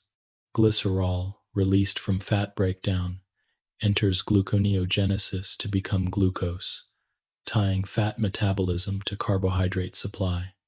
Certain amino acids are glucogenic, meaning they can be transformed into glucose precursors, while others are ketogenic, feeding directly into ketone body production. This sharing of intermediates creates resilience, ensuring that energy can be maintained even when one type of fuel is limited. Hormonal signals orchestrate these interactions. Insulin, glucagon, cortisol, epinephrine, thyroid hormones, and growth hormone all shape the flow of nutrients, turning some pathways on while quieting others. When insulin dominates, anabolic processes prevail. Glycogen is stored, fat is synthesized, and proteins are built. When glucagon and cortisol rise, catabolism unfolds. Glycogen is broken down, fats are mobilized, proteins are used to make glucose. These shifts are not abrupt but fluid, reflecting the body's ability to fine-tune metabolism with exquisite sensitivity. Exercise offers another window into integration. At the beginning of activity, carbohydrate metabolism supplies rapid energy. As exercise continues, fat oxidation increases, and amino acids may contribute slightly during prolonged exertion. After exercise, protein synthesis rises to repair muscle fibers, glycogen is replenished in muscle, and fats are stored again as reserves. In this cycle, all three macronutrients contribute, each one taking its turn, each one supporting the others. The integration of pathways also extends to the production of molecules beyond energy. Acetyl-CoA, for example, is not only an entry point for the citric acid cycle, but also a starting material for fatty acid synthesis and cholesterol production. Glucose 6-phosphate, an early product of glycolysis, can be directed toward the pentose phosphate pathway, producing nucleotides for DNA and RNA, as well as NADPH for fat synthesis and detoxification. Amino acids, beyond their role in proteins, give rise to neurotransmitters, hormones, and nitrogenous bases. The same molecules that serve in one pathway may be redirected into another, depending on the body's needs. This flexibility makes metabolism not a linear chain, but a branching network, always able to adjust. This interconnectedness reflects the body's deeper principle of homeostasis. It is not enough to produce energy. It must be produced in the right amount, at the right time, and in the right form. Too much glucose, and it becomes harmful. Too little, and the brain falters. Too many fatty acids and tissues may be damaged. Too few, and reserves run dry. The integration of pathways allows for constant adjustment, smoothing fluctuations, and keeping the system within its narrow range of balance. Even water and oxygen, though often overlooked, are woven into this system. Oxygen is the final receiver of electrons in the transport chain, allowing energy to be released efficiently. Water is both a solvent and a product, formed each time oxygen accepts its electrons. These elements tie the metabolic web to the breath and to the circulation, reminding us that metabolism is not confined to nutrients alone, but is a part of the larger flow of life. To see metabolism in this way is to see unity in diversity. Carbohydrates, fats, and proteins may enter by different doors, but they all gather in the same halls, their energies blending into a common current. Their pathways interweave, their intermediates overlap, their signals cross and reinforce. The body does not treat them as separate, but as partners in a single network, always supporting, always balancing. always adapting. And so, the working together of metabolic pathways is not simply a matter of chemistry, but of quiet harmony. It ensures that energy never truly runs out, that tissues always receive what they need, that life continues smoothly through times of abundance and scarcity, rest and exertion. It is the web beneath all living processes, woven with threads of glucose and fatty acids, of amino acids and acetyl-CoA, of ATP and water and oxygen. It is the deep intelligence of the body made visible, a seamless integration that sustains the quiet rhythm of life. 13.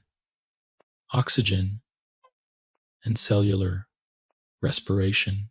To breathe is such a simple act that we rarely notice it, and yet every inhalation brings into the body the most essential element for sustaining life: oxygen. While food provides the fuel, oxygen provides the spark that allows that fuel to be fully released.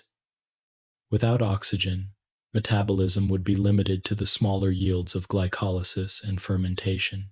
With oxygen, the body unlocks the far greater stores of energy, hidden in glucose, fatty acids, and amino acids. The partnership between oxygen and metabolism is intimate, and it reaches its culmination in the process known as cellular respiration. When oxygen enters the lungs, it diffuses gently across the thin membranes of the alveoli, binding to hemoglobin in red blood cells. Carried in the bloodstream, it travels through arteries and capillaries until it reaches every tissue, every organ, every cell. There, in the mitochondria, oxygen takes its place as the final acceptor of electrons, the last step in a chain of reactions that transforms the potential energy of nutrients into the usable energy of ATP. The journey from breath to cell is seamless, constant, and unceasing, a flow that links the air around us to the quiet burning of fuel deep within. Cellular respiration unfolds in several stages, each more intricate than the last. The first is glycolysis, which takes place in the cytoplasm. Here, glucose is split into two molecules of pyruvate, producing a small yield of ATP and releasing electrons carried by NADH. Though glycolysis does not require oxygen, it sets the stage for the aerobic processes to come. Pyruvate, when oxygen is available, is transported into the mitochondrion, where it is converted into acetyl-CoA, the gateway molecule that enters the citric acid cycle. The citric acid cycle, also known as the Krebs cycle, occurs in the mitochondrial matrix. In this series of reactions, acetyl-CoA is combined with oxaloacetate to form citrate, which is then gradually reshaped back to oxaloacetate through a sequence of enzyme-guided steps. Along the way, carbon atoms are released as carbon dioxide. Electrons are gathered onto carriers such as NADH and FADH, and a small amount of ATP is produced directly. The carbon dioxide produced here diffuses out of the cell, carried by the blood to the lungs, where it is exhaled in a quiet mirror of the inhalation that brought oxygen in. The true power of oxygen is revealed in the final stage, the electron transport chain. This chain is a series of protein complexes embedded in the inner mitochondrial membrane. Electrons, carried by NADH and FADH, are passed along this chain, moving from one protein to the next in a sequence of carefully orchestrated steps. With each transfer, energy is released, and this energy is used to pump protons across the membrane, creating a gradient, a difference in concentration that holds potential energy, like water held behind a dam. At the end of this chain waits oxygen. Without oxygen, the flow of electrons would stop, the chain would back up, and energy production would halt. But with oxygen present, the electrons are accepted, and oxygen binds with protons to form water. This quiet step, so simple on the surface, is the reason why oxygen is essential. It clears the path for electrons to continue flowing, sustaining the entire process. Water, the final product, is released into the cell, adding to the cycle of hydration that sustains life. The proton gradient built by the electron transport chain drives the final step, ATP synthesis. Protons flow back across the membrane through a remarkable enzyme called ATP synthase. As they pass, their movement powers the binding of phosphate groups to ADP, producing ATP in large numbers. This process, called oxidative phosphorylation, yields the vast majority of ATP produced in the body. From one molecule of glucose, as many as 30 molecules of ATP can be generated when oxygen is available, compared to only 2 in the absence of oxygen. For fatty acids, the yield is even greater, reflecting their energy density. Cellular respiration is therefore a partnership between oxygen and fuel, each dependent on the other. Glucose, fats, and proteins provide the electrons, while oxygen accepts them, allowing the process to continue. Together, they sustain the quiet fire of life, releasing energy not in violent bursts, but in controlled steps, each one guided by enzymes, each one preserving the delicate balance of the cell. This process also reveals the unity between breathing and metabolism. Every breath taken brings oxygen to the cells and removes carbon dioxide, linking the act of respiration in the lungs to the act of respiration in the mitochondria. The rise and fall of the chest mirrors the movement of electrons. The flow of gases mirrors the flow of protons, and the rhythm of breathing mirrors the rhythm of metabolism itself. The efficiency of cellular respiration also reflects the body's wisdom. By capturing energy in steps, rather than all at once, it avoids the chaos of uncontrolled release.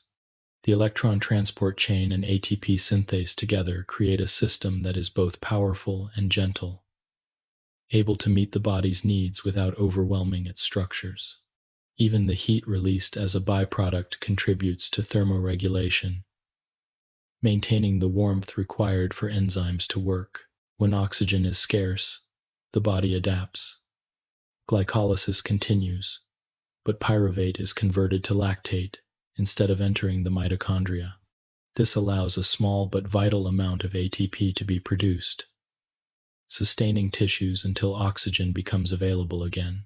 Once oxygen returns, lactate is cleared, converted back to pyruvate or to glucose in the liver.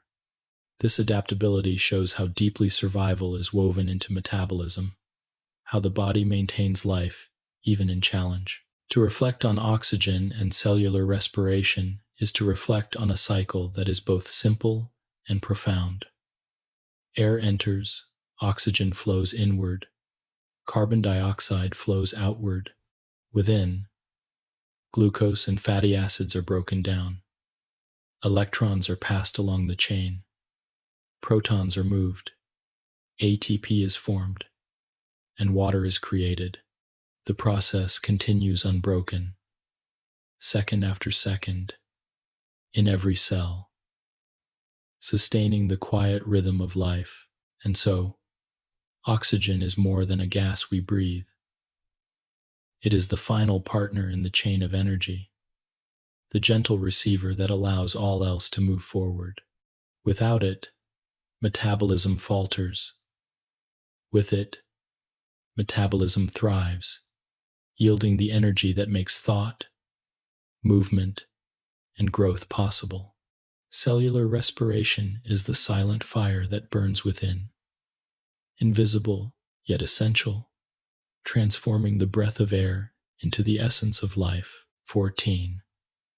Micronutrients in metabolism. Metabolism, with all its intricate pathways and ceaseless reactions, relies not only on the great flows of carbohydrates, fats, and proteins, but also on smaller, quieter helpers. These helpers are the micronutrients, the vitamins and minerals that, though needed in only tiny amounts, are absolutely essential for the machinery of life to run smoothly. Without them, enzymes would falter, reactions would slow or cease, and the delicate balance of metabolism would collapse. They do not provide energy themselves, but they enable energy to be released, transferred, and used, like the hidden gears in a watch that make its hands move. To explore micronutrients is to glimpse the subtle support system that keeps metabolism steady, silent, and precise. Vitamins are organic compounds, many of which the body cannot make on its own. They act most often as coenzymes, small molecules that assist enzymes in catalyzing reactions. Without their presence, enzymes may sit idle, unable to perform their work. Among the most important of these are the B vitamins, a family of compounds deeply tied to energy metabolism. Thiamine, or vitamin bone, is required for the conversion of pyruvate into acetyl-CoA, the gateway to the citric acid cycle. Riboflavin, or vitamin B2, is a component of FAD, one of the electron carriers that shuttle energy to the transport chain. Niacin, or vitamin B3, forms NAD, the vital carrier that accepts electrons during glycolysis and the citric acid cycle. Pantothenic acid, or vitamin B5, is part of coenzyme A, the very molecule that binds acetyl groups and delivers them into metabolism's central cycle. Pyridoxine, or vitamin B6, is essential for amino acid metabolism, guiding the transformations of nitrogen and carbon skeletons. Biotin and folate, each in their own way, serve in carboxylation and one-carbon transfers, allowing molecules to be reshaped and redirected. Together, the B vitamins form a quiet network of supports, without which energy could not be released from food. Vitamin C, though not directly tied to ATP production, plays a role in metabolism through its function as an antioxidant and as a cofactor for enzymes involved in collagen synthesis and neurotransmitter production. By neutralizing reactive oxygen species, it protects cells from the byproducts of respiration, ensuring that the flow of energy does not damage the very structures that sustain it. Vitamin D, meanwhile, influences metabolism by regulating calcium and phosphate balance, ensuring that enzymes and cellular processes dependent on these minerals function properly. Vitamin E, another antioxidant, safeguards the fatty acids in cell membranes, preventing oxidative damage and preserving the integrity of the very barriers that define cells. Vitamin K, though often remembered for its role in blood clotting, also participates in bone metabolism, linking it indirectly to the balance of energy and structure. Minerals, the inorganic micronutrients, are equally essential. Iron is perhaps the most prominent, carried in hemoglobin to deliver oxygen to tissues and housed in cytochromes of the electron transport chain to pass electrons along. Without iron, oxygen could not be transported, and cellular respiration could not proceed. Magnesium is another quiet participant, stabilizing ATP itself. For every molecule of ATP in the body is actually bound to magnesium. It also serves as a cofactor for many enzymes of glycolysis and the citric acid cycle. Zinc, though small in requirement, plays a role in more than 100 enzymes, influencing protein structure, DNA synthesis, and repair. Copper assists enzymes that handle electron transfers, linking it to the heart of respiration.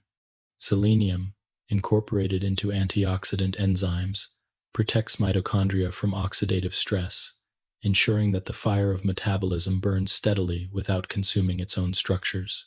Calcium, beyond its structural role in bones, participates directly in signaling pathways. When a muscle contracts, calcium ions are released, triggering the actin and myosin filaments to slide past each other. At the cellular level, calcium influences enzymes that regulate metabolic pathways, adjusting their activity in response to need.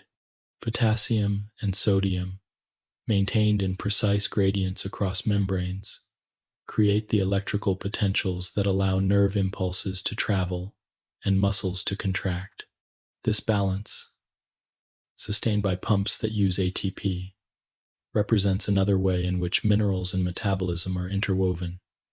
Energy is used to maintain gradients, and those gradients in turn allow energy to be distributed and controlled.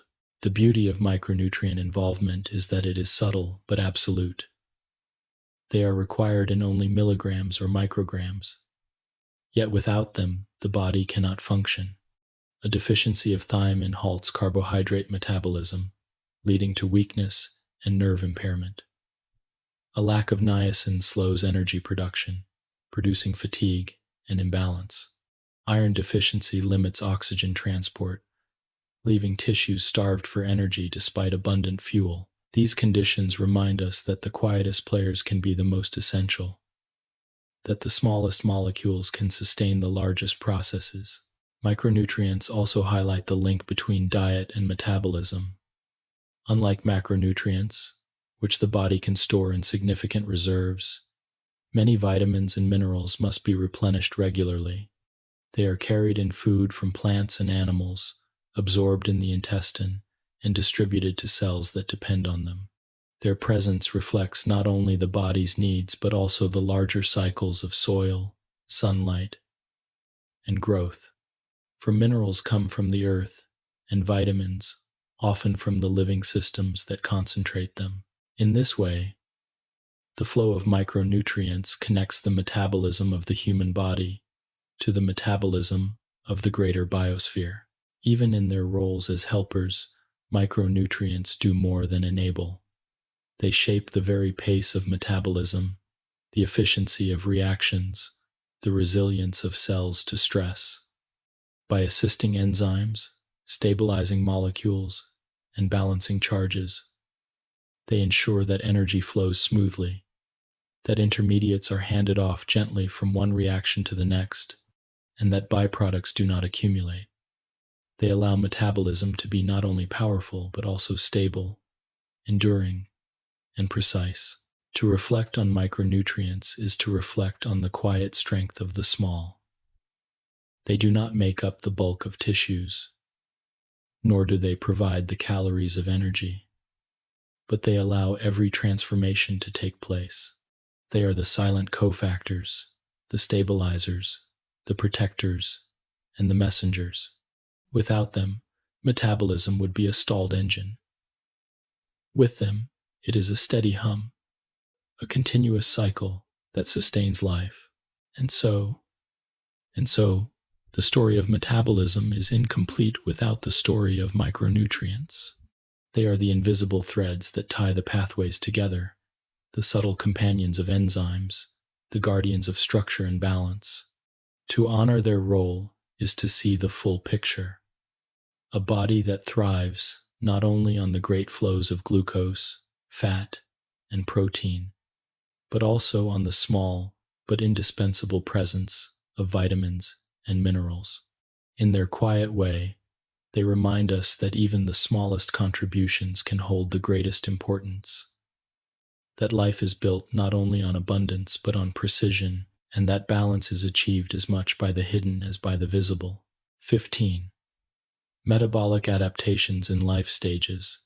Metabolism is not fixed.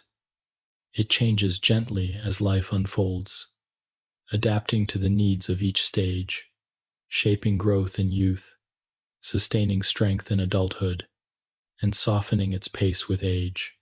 These changes are not abrupt but gradual, reflecting the deep rhythms of development, maturity, and decline.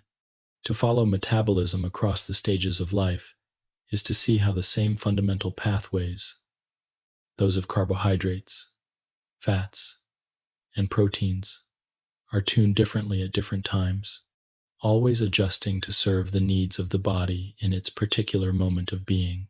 From the very beginning, metabolism reveals its adaptability. In infancy, the demands of growth are immense. A newborn's metabolism is high, fueled by the need to double in size within months and to build tissues rapidly. The basal metabolic rate of infants is far greater relative to their body weight than that of adults. Their bodies burn energy not only to maintain warmth and function, but also to drive ceaseless growth of bones, muscles, and the nervous system. Nutrient needs are high, particularly for proteins and essential fatty acids, which serve as the raw materials for building structures. Glucose is also critical, feeding the developing brain, which consumes a large share of total energy in these early months. The liver, already active, helps regulate blood sugar through glycogen storage and release, while fat reserves provide backup energy for the constant activity of cells. As childhood progresses, metabolism remains brisk, but shifts focus from rapid growth to steady development. The child still requires abundant energy, not only for maintaining the functions of the body, but also for activity, play, and learning. Protein metabolism continues to be emphasized, repairing tissues and supporting the elongation of bones.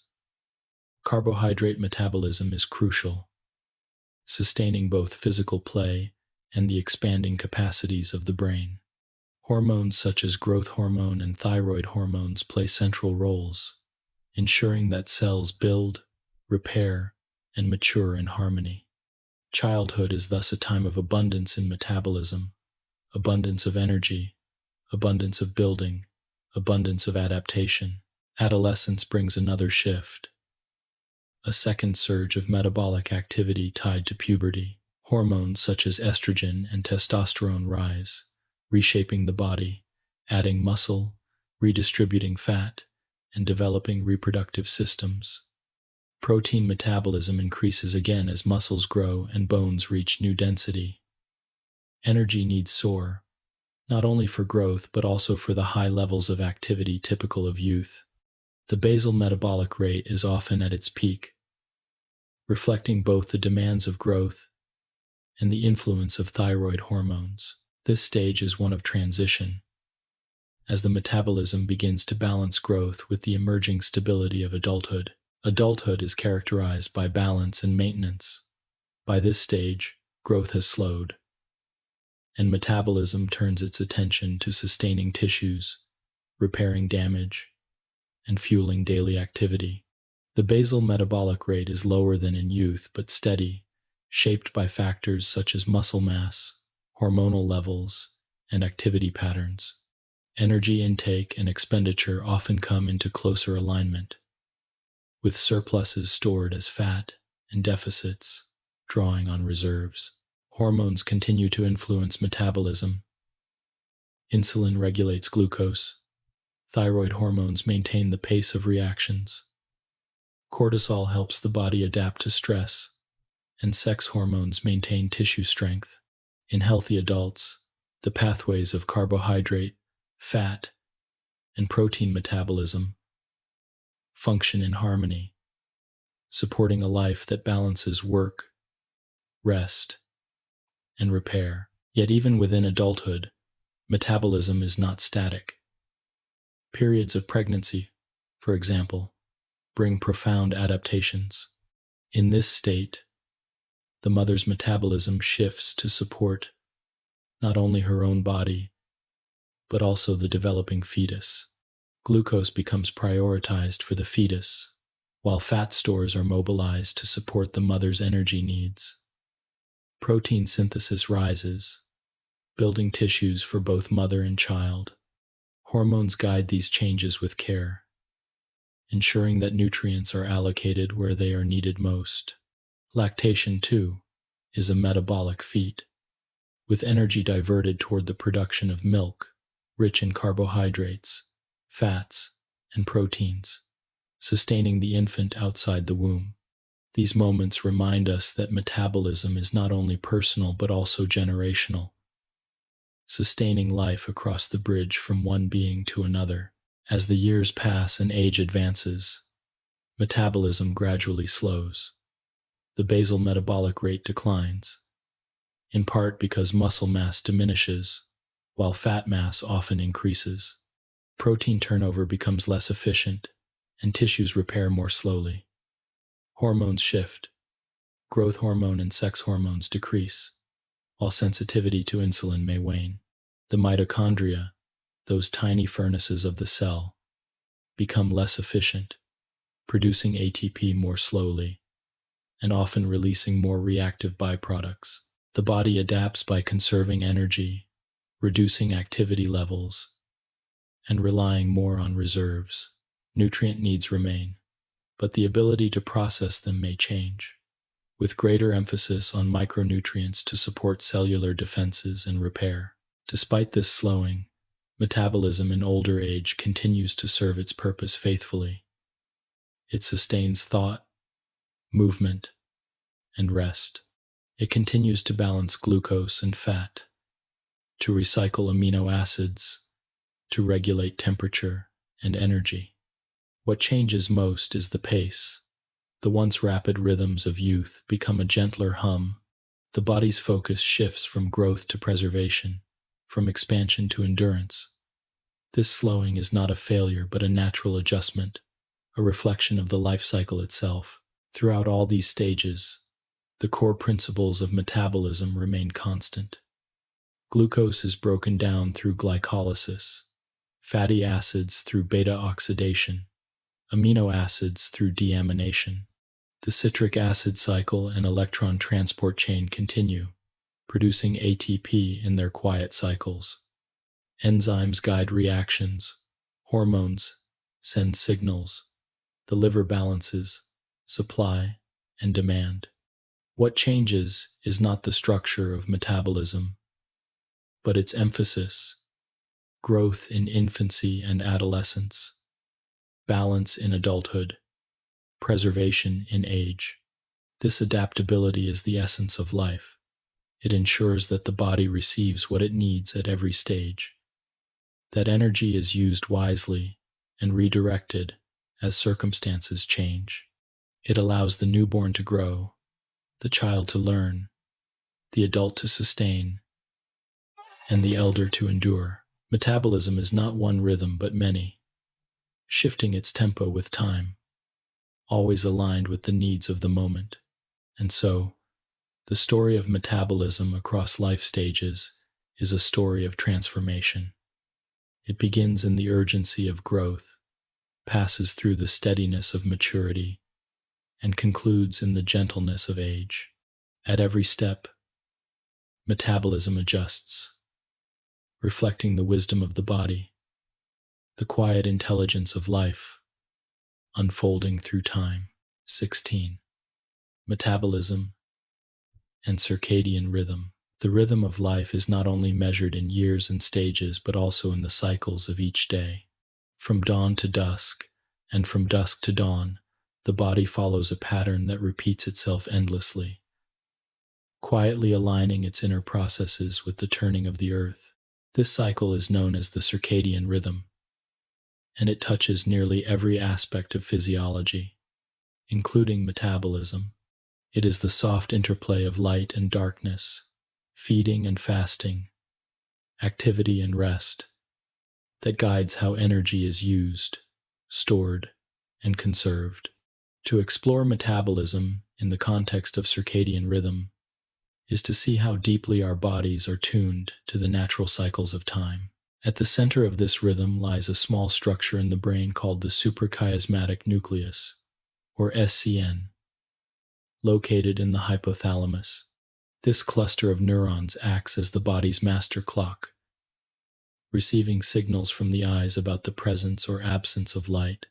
When the morning sun rises, the SCN synchronizes countless cellular clocks throughout the body, sending signals that adjust hormone levels, influence behavior, and prepare tissues for the day ahead. These internal clocks exist not only in the brain but in the liver, muscles, pancreas, and even fat cells, each one tuned to its own tasks but aligned with the master rhythm. Metabolism follows this daily cycle with gentle precision. In the morning, as light enters the eyes and the SCN awakens, cortisol levels rise, promoting alertness and mobilizing energy stores. This early surge encourages gluconeogenesis in the liver and increases blood glucose, ensuring that the body has fuel to begin the day. Insulin sensitivity is highest in the morning as well, meaning that cells are more efficient at taking up glucose and storing nutrients after breakfast. In this way, metabolism aligns with feeding, preparing the body to use the energy provided by food more effectively when the day begins. As the day progresses, metabolism remains tuned to activity. Muscles are primed for work, the liver balances glucose and fat use, and hormones continue to regulate the flow of energy. Meals taken during daylight are processed with efficiency, as digestive organs are most active and enzymes are abundant. The circadian rhythm ensures that nutrient absorption and storage occur during the hours when food is most likely to be consumed, a pattern shaped by the long history of humans living in alignment with the sun. By evening, as light fades, metabolism begins to slow. Insulin sensitivity decreases, making glucose less easily absorbed and encouraging the body to shift toward fat metabolism. The hormone melatonin, secreted by the pineal gland, rises as darkness falls, signaling the approach of sleep. This hormone not only prepares the mind for rest but also influences tissues throughout the body, guiding them into a state of conservation. The liver slows its glucose production, the digestive system quiets, and energy use shifts toward repair and renewal rather than activity. During the night, when food intake ceases, the body relies on its fasting state. The liver releases glucose from glycogen stores, and fat metabolism provides steady fuel for muscles and other tissues. Growth hormone, secreted in pulses during sleep, stimulates protein synthesis and tissue repair, ensuring that the wear of the day is gently restored. The basal metabolic rate decreases slightly, reflecting the reduced demands of rest, and body temperature falls, supporting deeper sleep. These nightly adjustments conserve energy while allowing the body to focus on maintenance, repair, and memory consolidation. The circadian rhythm does more than align feeding and fasting. It also influences how metabolic pathways themselves function. Enzymes involved in glycolysis, fatty acid oxidation, and protein synthesis rise and fall in activity according to the time of day.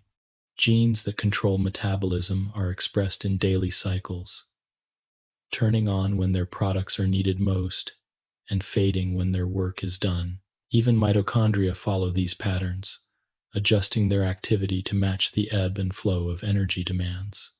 The result is a coordination so deep that nearly every reaction in the body is subtly tied to the cycle of day and night. Disruptions to this rhythm can disturb metabolism in profound ways. Irregular sleep, shift work, or exposure to artificial light at night can confuse the SCN and desynchronize the clocks in different tissues. When this happens, the harmony of metabolism falters. Insulin sensitivity may decline, glucose regulation may suffer, and fat metabolism may become imbalanced. Over time, these disruptions can contribute to metabolic imbalances such as weight gain, diabetes, or fatigue. These outcomes remind us how closely metabolism is tied to the cycles of nature, and how the body depends on rhythm as much as it depends on fuel. Yet the circadian rhythm is also resilient. When patterns of light, food, and rest are realigned, the body's clocks adjust. The SCN resynchronizes to the rising and setting of the sun. Hormones reestablish their daily rhythms, and metabolism regains its balance. This adaptability reflects the deep intelligence of the system, its ability to respond to change while always seeking harmony. The relationship between circadian rhythm and metabolism is thus one of cooperation. The cycle of light and darkness guides the timing of energy use, while metabolism ensures that the energy itself flows steadily. Morning brings readiness, activity, and storage. Evening brings conservation, repair, and rest.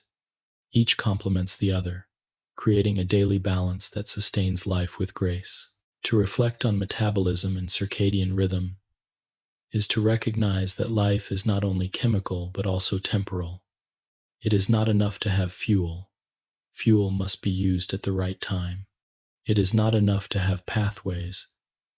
They must be synchronized with the world around us. The rising and setting of the sun, the quiet shift from day to night, are written into our very cells, guiding metabolism with rhythms as old as life itself. And so, the body does not move through time alone. It dances with it, aligning its inner fire with the turning earth, sustaining life in harmony with the cycles of the day. 17. Resting energy and sleep. When the body drifts into sleep, it may appear to be still, but beneath the calm surface, metabolism continues its steady rhythm. In truth, sleep is not a shutting down of life's processes, but a gentle shifting of focus. The body turns inward, conserving energy in some ways while directing it toward repair, renewal, and quiet reorganization. To explore metabolism during rest is to see how deeply it adapts, slowing its pace to preserve resources yet remaining active in the subtle work that allows life to continue with strength and clarity upon waking. The energy the body uses at complete rest is known as the basal metabolic rate. This is the minimum amount required to keep the essential functions of life going. The beating of the heart, the rhythm of breathing, the signaling of neurons, the maintenance of body temperature, and the continuous repair of tissues. Even when lying still, even in the deepest sleep, this energy flow never ceases. It sustains the fire of life at its quietest, ensuring that the body remains alive and balanced in every moment. During sleep, however, the balance of metabolism changes. The demand for energy in muscles decreases, as they are no longer engaged in active work. The digestive system slows, as no new food is arriving to be processed. Energy expenditure declines gently, allowing more resources to be devoted to other tasks. Yet the brain remains active, guiding dreams, processing memories, and coordinating the subtle hormonal signals that regulate growth and renewal. The brain's energy use does not fall as dramatically as that of other organs, a reminder that even in sleep it is busy with its own quiet labors. Hormones play a central role in shaping metabolism during sleep. Growth hormone, released in pulses during deep sleep, stimulates protein synthesis and tissue repair. This makes the night a time of renewal, when muscles recover from the small tears of daily use and bones strengthen in response to subtle stresses. Cortisol, in contrast, declines during the early part of the night, allowing tissues to rebuild, before rising again toward morning to prepare the body for wakefulness. Insulin sensitivity fluctuates as well, with cells becoming less receptive during late evening, reflecting the body's preference for daytime feeding and nighttime fasting. These hormonal cycles align metabolism with the rhythms of sleep and wakefulness, ensuring harmony between energy use and time. As food intake ceases at night, the body shifts into a fasting state. The liver releases glucose from glycogen stores, maintaining blood sugar levels so that the brain and red blood cells continue to receive fuel. Fat metabolism becomes more prominent, supplying energy to muscles and other tissues, sparing glucose for those that need it most. If fasting extends, such as during long periods of sleep or missed meals, gluconeogenesis begins to provide additional glucose from amino acids and glycerol. These quiet adjustments allow the body to endure the absence of food without disruption, keeping energy flowing steadily through the night. Sleep also brings a slight lowering of body temperature, reflecting a decrease in overall metabolic rate. This cooling supports deeper stages of rest, while reducing energy expenditure when activity is minimal. The lowered temperature does not signal inactivity but rather conservation, a gentle slowing that aligns the body with the stillness of the night. When morning comes, metabolism warms again. Cortisol rises, and energy pathways prepare for the day's demands. The brain, though, remains a notable exception to this general slowing.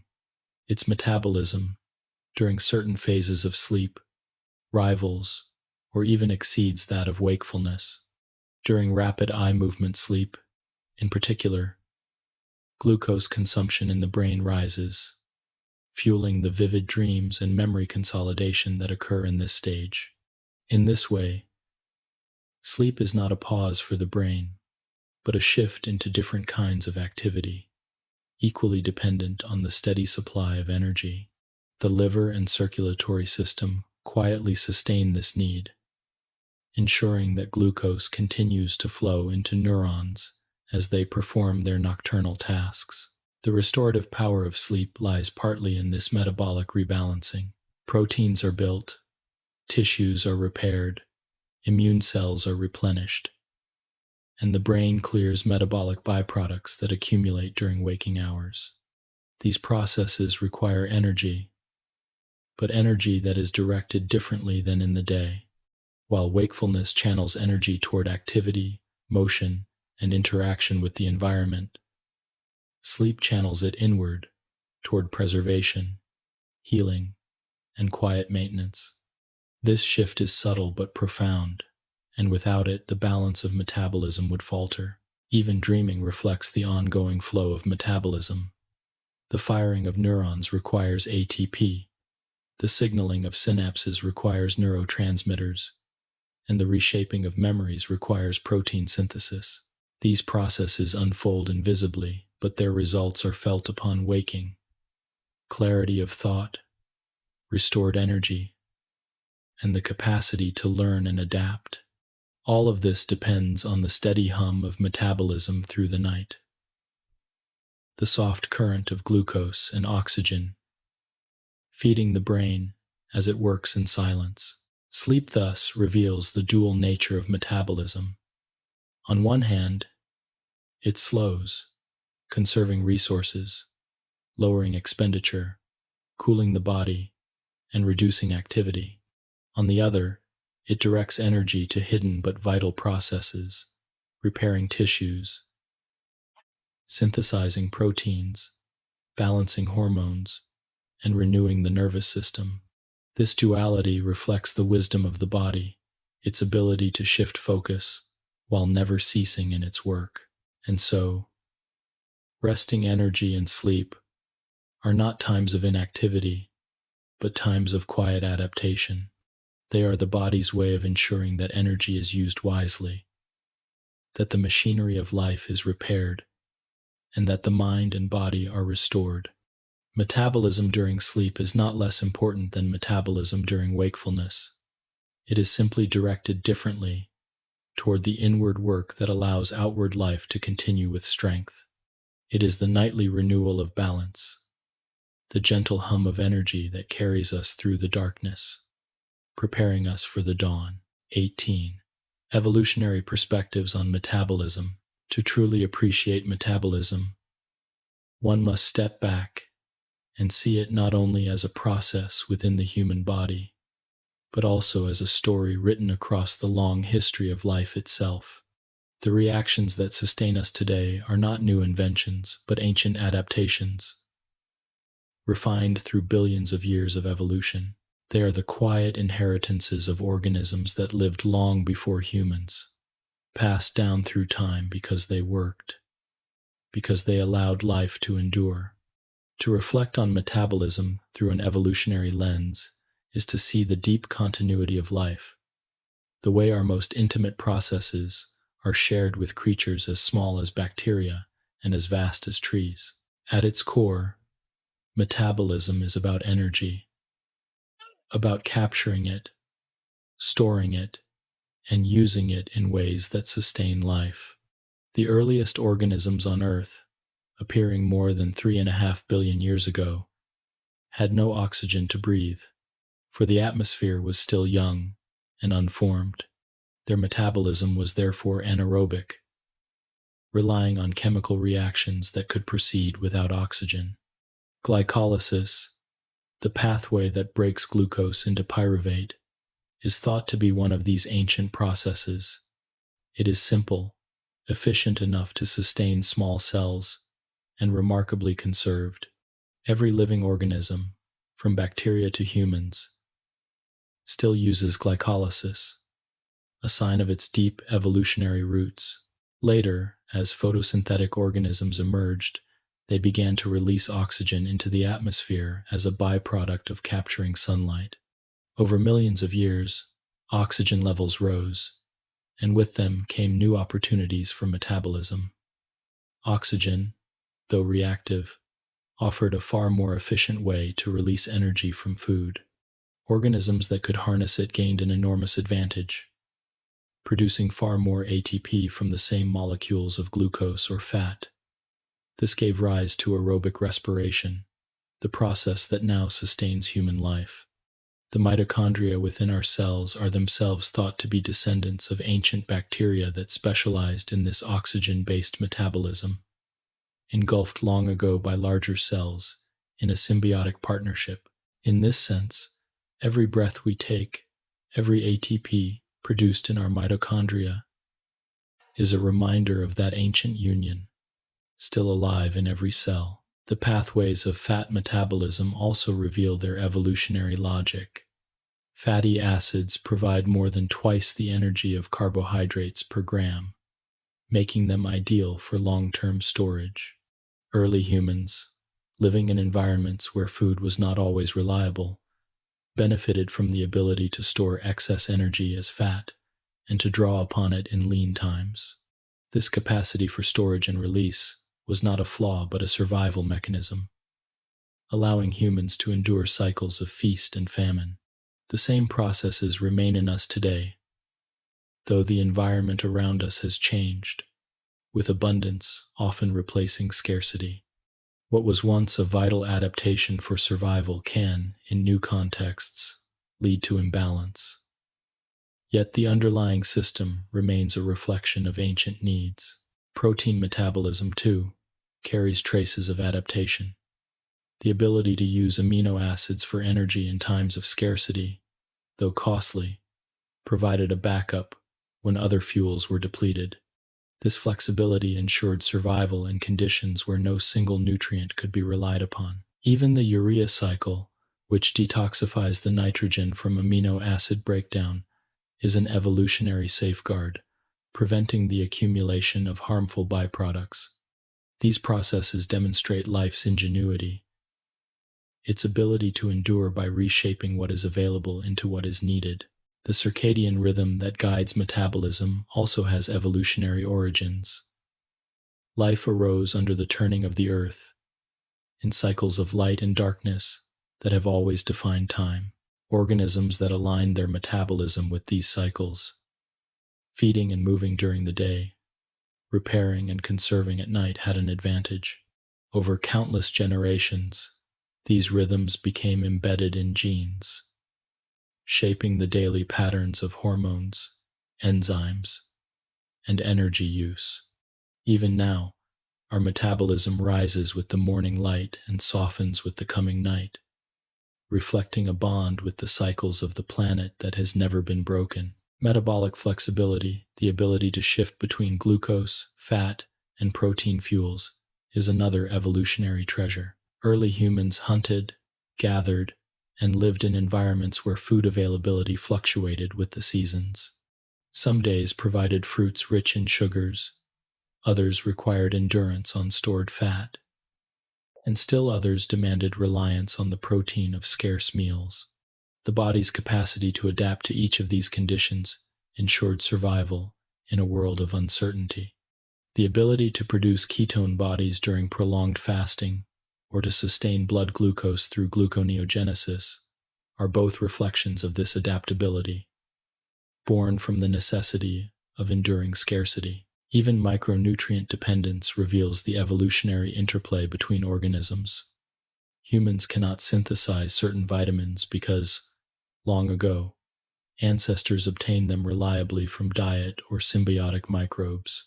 Over time, the genetic pathways to produce them were lost, leaving the dependence that continues today. Vitamin C is one example. While many animals can make it internally, humans and some primates cannot, having evolved in environments where fruit was abundant. This reliance connects metabolism not only to the body but also to the ecosystems that provide food, showing that our survival has always been interwoven with the world around us. Evolution also explains the trade-offs present in metabolism. The efficiency of oxygen-based respiration allows for high energy yields, but at the cost of producing reactive oxygen species, molecules that can damage cells. Antioxidant systems evolved to counter this, but not perfectly, leaving aging and gradual cellular wear as part of the balance.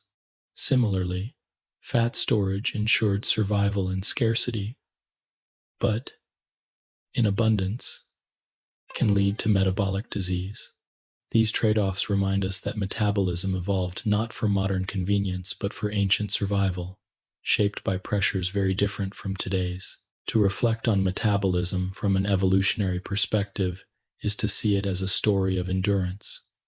It is the persistence of pathways so ancient that they link us to the first forms of life. It is the inheritance of adaptations that allowed our ancestors to thrive in changing climates, uncertain seasons, and varied landscapes. It is the quiet wisdom of survival, encoded in enzymes, hormones, and cycles that continue their work in us today. And so, metabolism is more than chemistry, it is history. It is the unfolding of life across deep time, the accumulation of adaptations that have proven themselves again and again. Each breath of oxygen recalls the rise of photosynthesis. Each molecule of ATP recalls the ancient union of cells and mitochondria. Each reserve of fat recalls the long winters endured by our ancestors. Metabolism is both personal and universal, a link that connects the human body to the earliest stirrings of life on Earth. 19. Common metabolic imbalances. Metabolism, in its ideal state, is a quiet harmony, a balance between the intake of nutrients, their transformation into energy, and their storage for the future. Yet, like any finely tuned system, it can be disturbed. When pathways do not flow as they should, when enzymes falter, when hormones misdirect their signals, the gentle balance of metabolism can tip into imbalance. These disruptions are not always sudden or dramatic, they often unfold gradually, like a river that shifts course over time. To reflect on metabolic imbalances is not to dwell on disease, but to understand how delicate the harmony of life is, and how the body responds when its rhythms are disturbed. One of the most well-known imbalances is diabetes mellitus, a condition in which the regulation of blood glucose becomes impaired. In a healthy body, insulin lowers blood sugar after meals, allowing glucose to enter cells and encouraging storage. In diabetes, this process falters. In type 1 diabetes, the pancreas produces little or no insulin, leaving glucose stranded in the bloodstream while cells hunger for fuel. In type 2 diabetes, insulin is present, but cells become resistant to its signal, responding weakly or not at all. In both cases, blood glucose rises, sometimes to harmful levels, while cells turn to fat and protein breakdown for energy. The body, sensing scarcity despite abundance, begins to draw on reserves, producing ketone bodies and altering pathways of metabolism. Over time, high glucose can quietly damage vessels, nerves, and tissues, showing how imbalance in one part of metabolism can ripple across the entire system.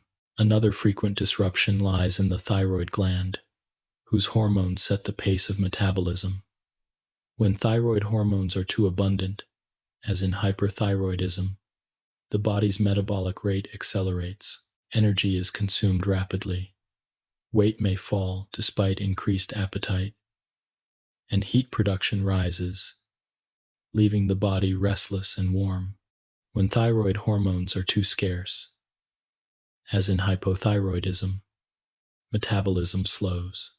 Fatigue, cold intolerance, and gradual weight gain may appear, as energy is conserved and reactions proceed sluggishly. These conditions remind us how finely metabolism is tuned, how even slight changes in hormone levels can alter the entire rhythm of life. Obesity is another form of metabolic imbalance, one rooted not in deficiency but in excess. It arises when energy intake consistently exceeds expenditure, leading to the accumulation of fat beyond the body's healthy reserves. Yet obesity is not merely a matter of stored calories. It is a condition that influences and is influenced by hormones such as insulin, leptin, and cortisol, creating a cycle in which fat storage promotes further imbalance. The liver may accumulate fat, leading to fatty liver disease, while cells may become less responsive to insulin, raising blood sugar and risk for diabetes. The quiet elegance of fat storage, once a survival adaptation, becomes burdensome in modern abundance, showing how context shapes whether metabolism supports or challenges health. Inherited disorders of metabolism, though less common, reveal the essential role of enzymes in these pathways. In conditions such as phenylketonuria, the body lacks the enzyme needed to break down the amino acid phenylalanine.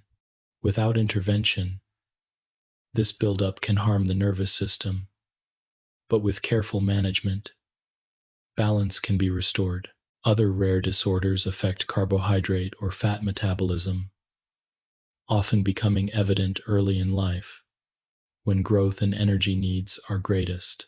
These conditions remind us how vital each enzyme is, how even one missing piece can alter the whole. Another subtle imbalance involves the regulation of cholesterol and lipids in the blood. Cholesterol itself is essential, serving as a building block of membranes and hormones. But when its transport becomes unbalanced, with too much carried in certain forms, it may deposit in arteries, gradually narrowing them and disrupting blood flow. This quiet accumulation, called atherosclerosis, unfolds over years, often unnoticed until it affects the heart or brain. Here again, metabolism demonstrates its dual nature. Processes that are essential for life can, in excess, become sources of harm. Cortisol, the hormone of stress, also shapes metabolism in ways that can become imbalanced. In short bursts, it mobilizes glucose, amino acids, and fatty acids, ensuring energy is available. But when stress is prolonged and cortisol remains high, protein breakdown may increase, fat may accumulate around the abdomen, and blood sugar may remain elevated. This chronic stress response shows how pathways designed for survival in emergencies may strain the body when they are engaged for too long. Even micronutrient imbalances can alter metabolism. A deficiency of iron impairs oxygen transport, limiting the efficiency of cellular respiration. A lack of thiamine halts the smooth flow of carbohydrate metabolism. Deficiencies in iodine hinder thyroid hormone production, slowing the entire metabolic rate. These small nutrients, though required only in traces, reveal their power when absent, their quiet contributions made visible through imbalance. What unites these conditions is not simply disruption, but the body's constant effort to restore balance. In diabetes, the body increases fat metabolism when glucose cannot be used. In thyroid disorders, tissues adjust their activity to match the hormone signals they receive. In obesity, The body attempts to store excess energy for a future that never requires it. These responses show the resilience of metabolism, its determination to keep life going, even when challenged. To reflect on metabolic imbalances is to see not only fragility but adaptability. The same pathways that sustain life also adjust when conditions are altered. Sometimes they succeed in preserving balance. Sometimes they do so imperfectly, leaving gradual harm in their wake. Yet always, metabolism strives to maintain the flow of energy, to protect the brain, to sustain the heart, to keep the fire of life burning. And so, common metabolic imbalances are part of the broader story of metabolism itself. They remind us of the elegance of the system when it works, of the delicate harmony of hormones, enzymes, and pathways. They also remind us of the challenges of modern life, where abundance, stress, or inherited differences may strain this balance. Above all, they highlight the central truth that metabolism is both robust and sensitive, a system that has endured across ages yet can be tipped by the smallest shifts. It is a quiet harmony that must be maintained, a rhythm that, when kept, sustains the steady flow of life. 20. Closing reflections. Metabolism is often introduced in the classroom as a set of pathways, diagrams of cycles, and arrows pointing from one molecule to the next. Glucose becomes pyruvate. Pyruvate becomes acetyl-CoA. Fatty acids are cut into fragments, and amino acids are reshaped into intermediates. Energy is tallied in molecules of ATP. Neat numbers placed beside each step. Yet when we step back from the diagrams and think more gently, metabolism reveals itself as something far greater and far more beautiful. It is the quiet rhythm of life, the ceaseless flow that begins before our first breath and continues without pause until our very last. It is not a collection of separate reactions, but a continuous symphony, a living current that sustains us in every moment. Across this long reflection, we have traced the many aspects of metabolism. We began with its definition as the sum of all chemical reactions within the body.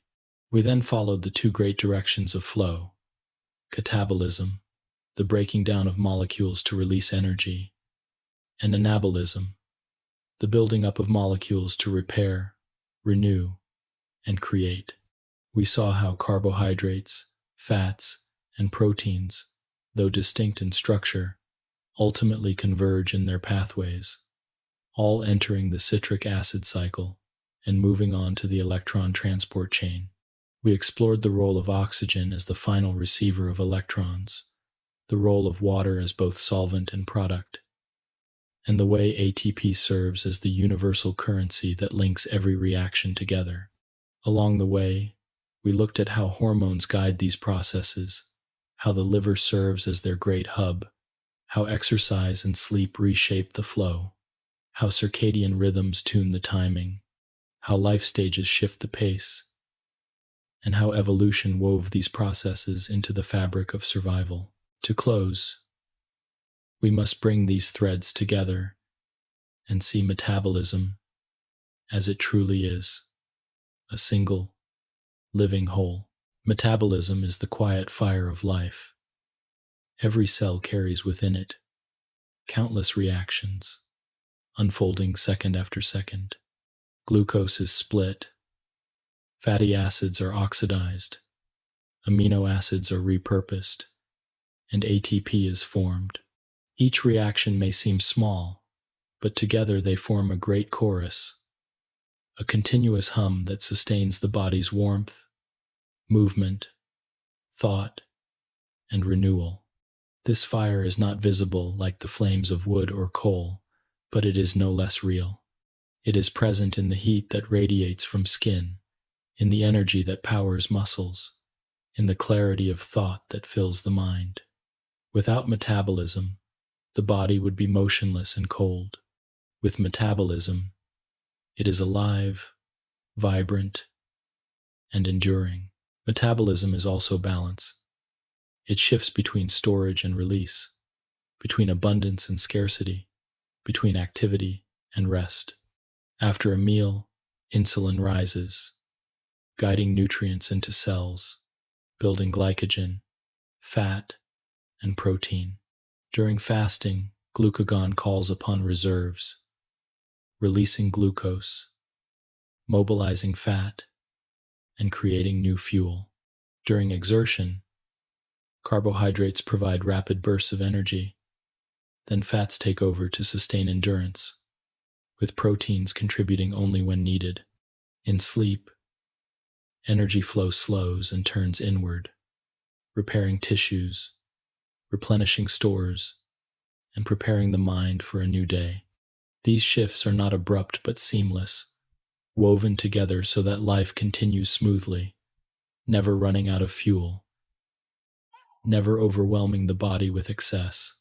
It is a balance maintained by countless signals, by enzymes that rise and fall in activity, by hormones that whisper instructions, by organs that work together in harmony. Metabolism is adaptability. It can run in the presence of oxygen or without it, adjusting to sprint or endurance, to feast or famine, to youth or age. It can rely on glucose, fats, or proteins, shifting between them as availability changes. It can create glucose when none is present, form ketone bodies when fat must serve as fuel, or recycle lactate to prevent waste.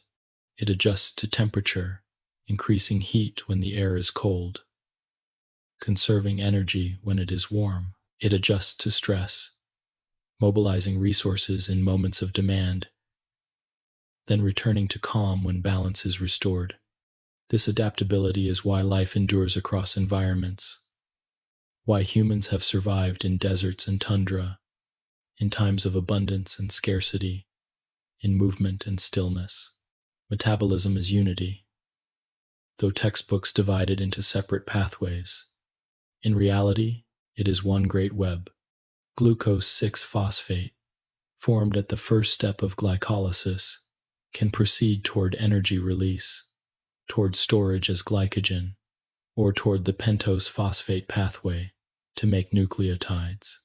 Acetyl-CoA, produced from carbohydrates, fats, or proteins, can feed the citric acid cycle, or it can be used to make fatty acids and cholesterol.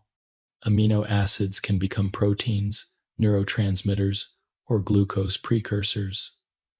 Nothing stands alone. Everything is connected. Each molecule can be transformed into another.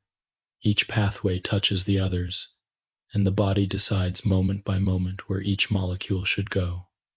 The web is flexible, responsive, and alive. Metabolism is timing. It rises with the morning light, guided by cortisol, insulin, and thyroid hormones, preparing the body for the day's activity. It shifts with meals, storing nutrients when they arrive, and releasing them when they are gone. It slows with evening, as melatonin rises and the body prepares for sleep, conserving energy and turning to repair. It follows the circadian rhythm written into every cell, a rhythm shaped by the turning of the earth, by cycles of light and darkness that have guided life since its beginning. In this way, metabolism is not only chemistry but also time itself, flowing with the rhythms of day and night, season and year. Metabolism is history. Glycolysis is a pathway so ancient that it predates oxygen in the atmosphere, still carried within every cell. The mitochondria that power respiration are descendants of ancient bacteria, living within us in partnership. Fat storage reflects the long cycles of feast and famine faced by our ancestors, a survival mechanism that allowed them to endure scarcity. Even the dependence on vitamins and minerals reflects history, for some pathways were lost when they were no longer needed. Metabolism carries within it the memory of life's journey, from the first cells on a young Earth to the complexity of humans today. Metabolism is resilience. When imbalances arise, When hormones falter or enzymes weaken, the body strives to adapt.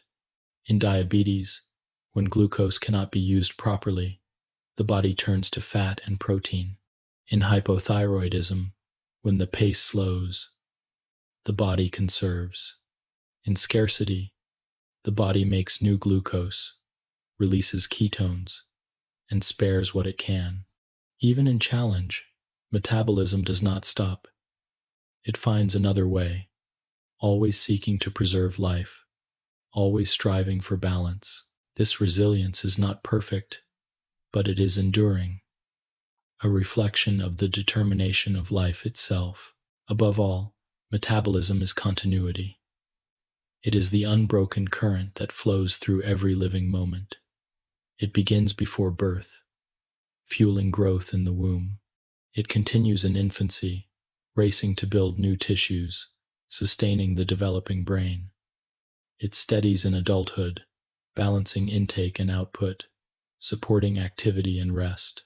It slows in age, conserving energy, preserving strength, sustaining thought and breath until the final moment. Through all of this, it never ceases. Even in sleep, even in stillness, even in silence, metabolism flows on.